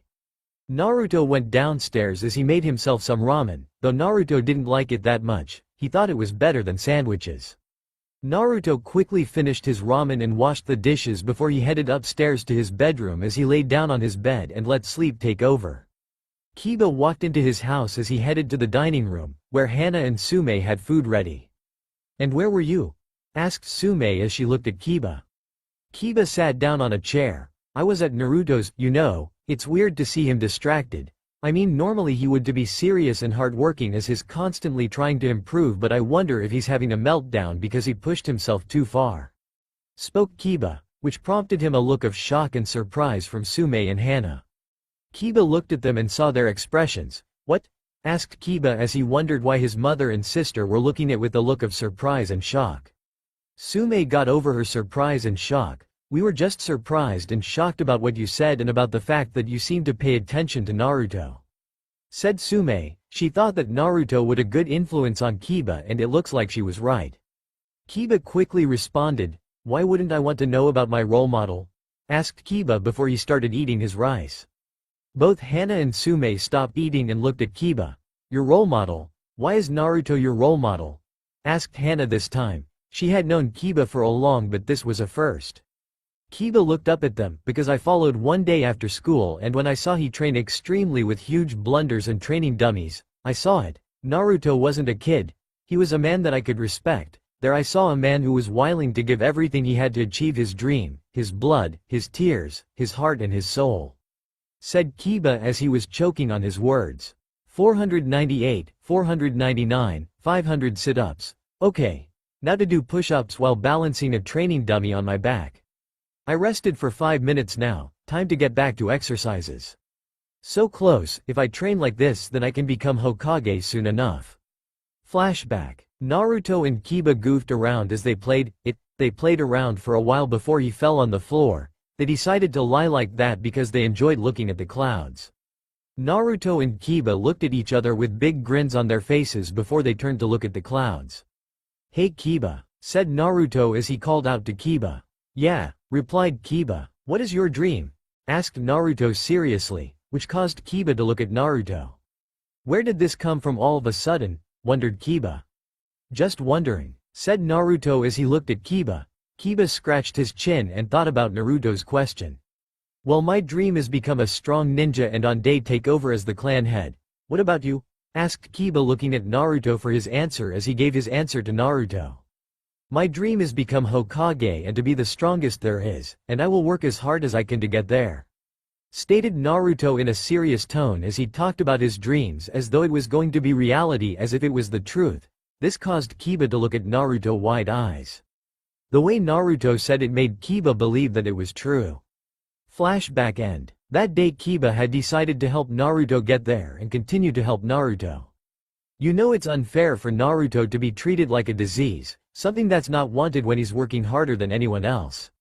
Naruto is always focusing in school so hard and always gets one of the best grades. I always see at his special training area where he trains to the brink of exhaustion. Kiba stopped and took a breather as he kept choking on his words. Hey look, it's that accursed child. I think that kid could just die. Don't get close to him, he might infect you. Naruto trains by themselves twice as hard and twice as long than both of those two. Naruto is everything a student should be and what every ninja should be, but everyone always talks about him being a monster.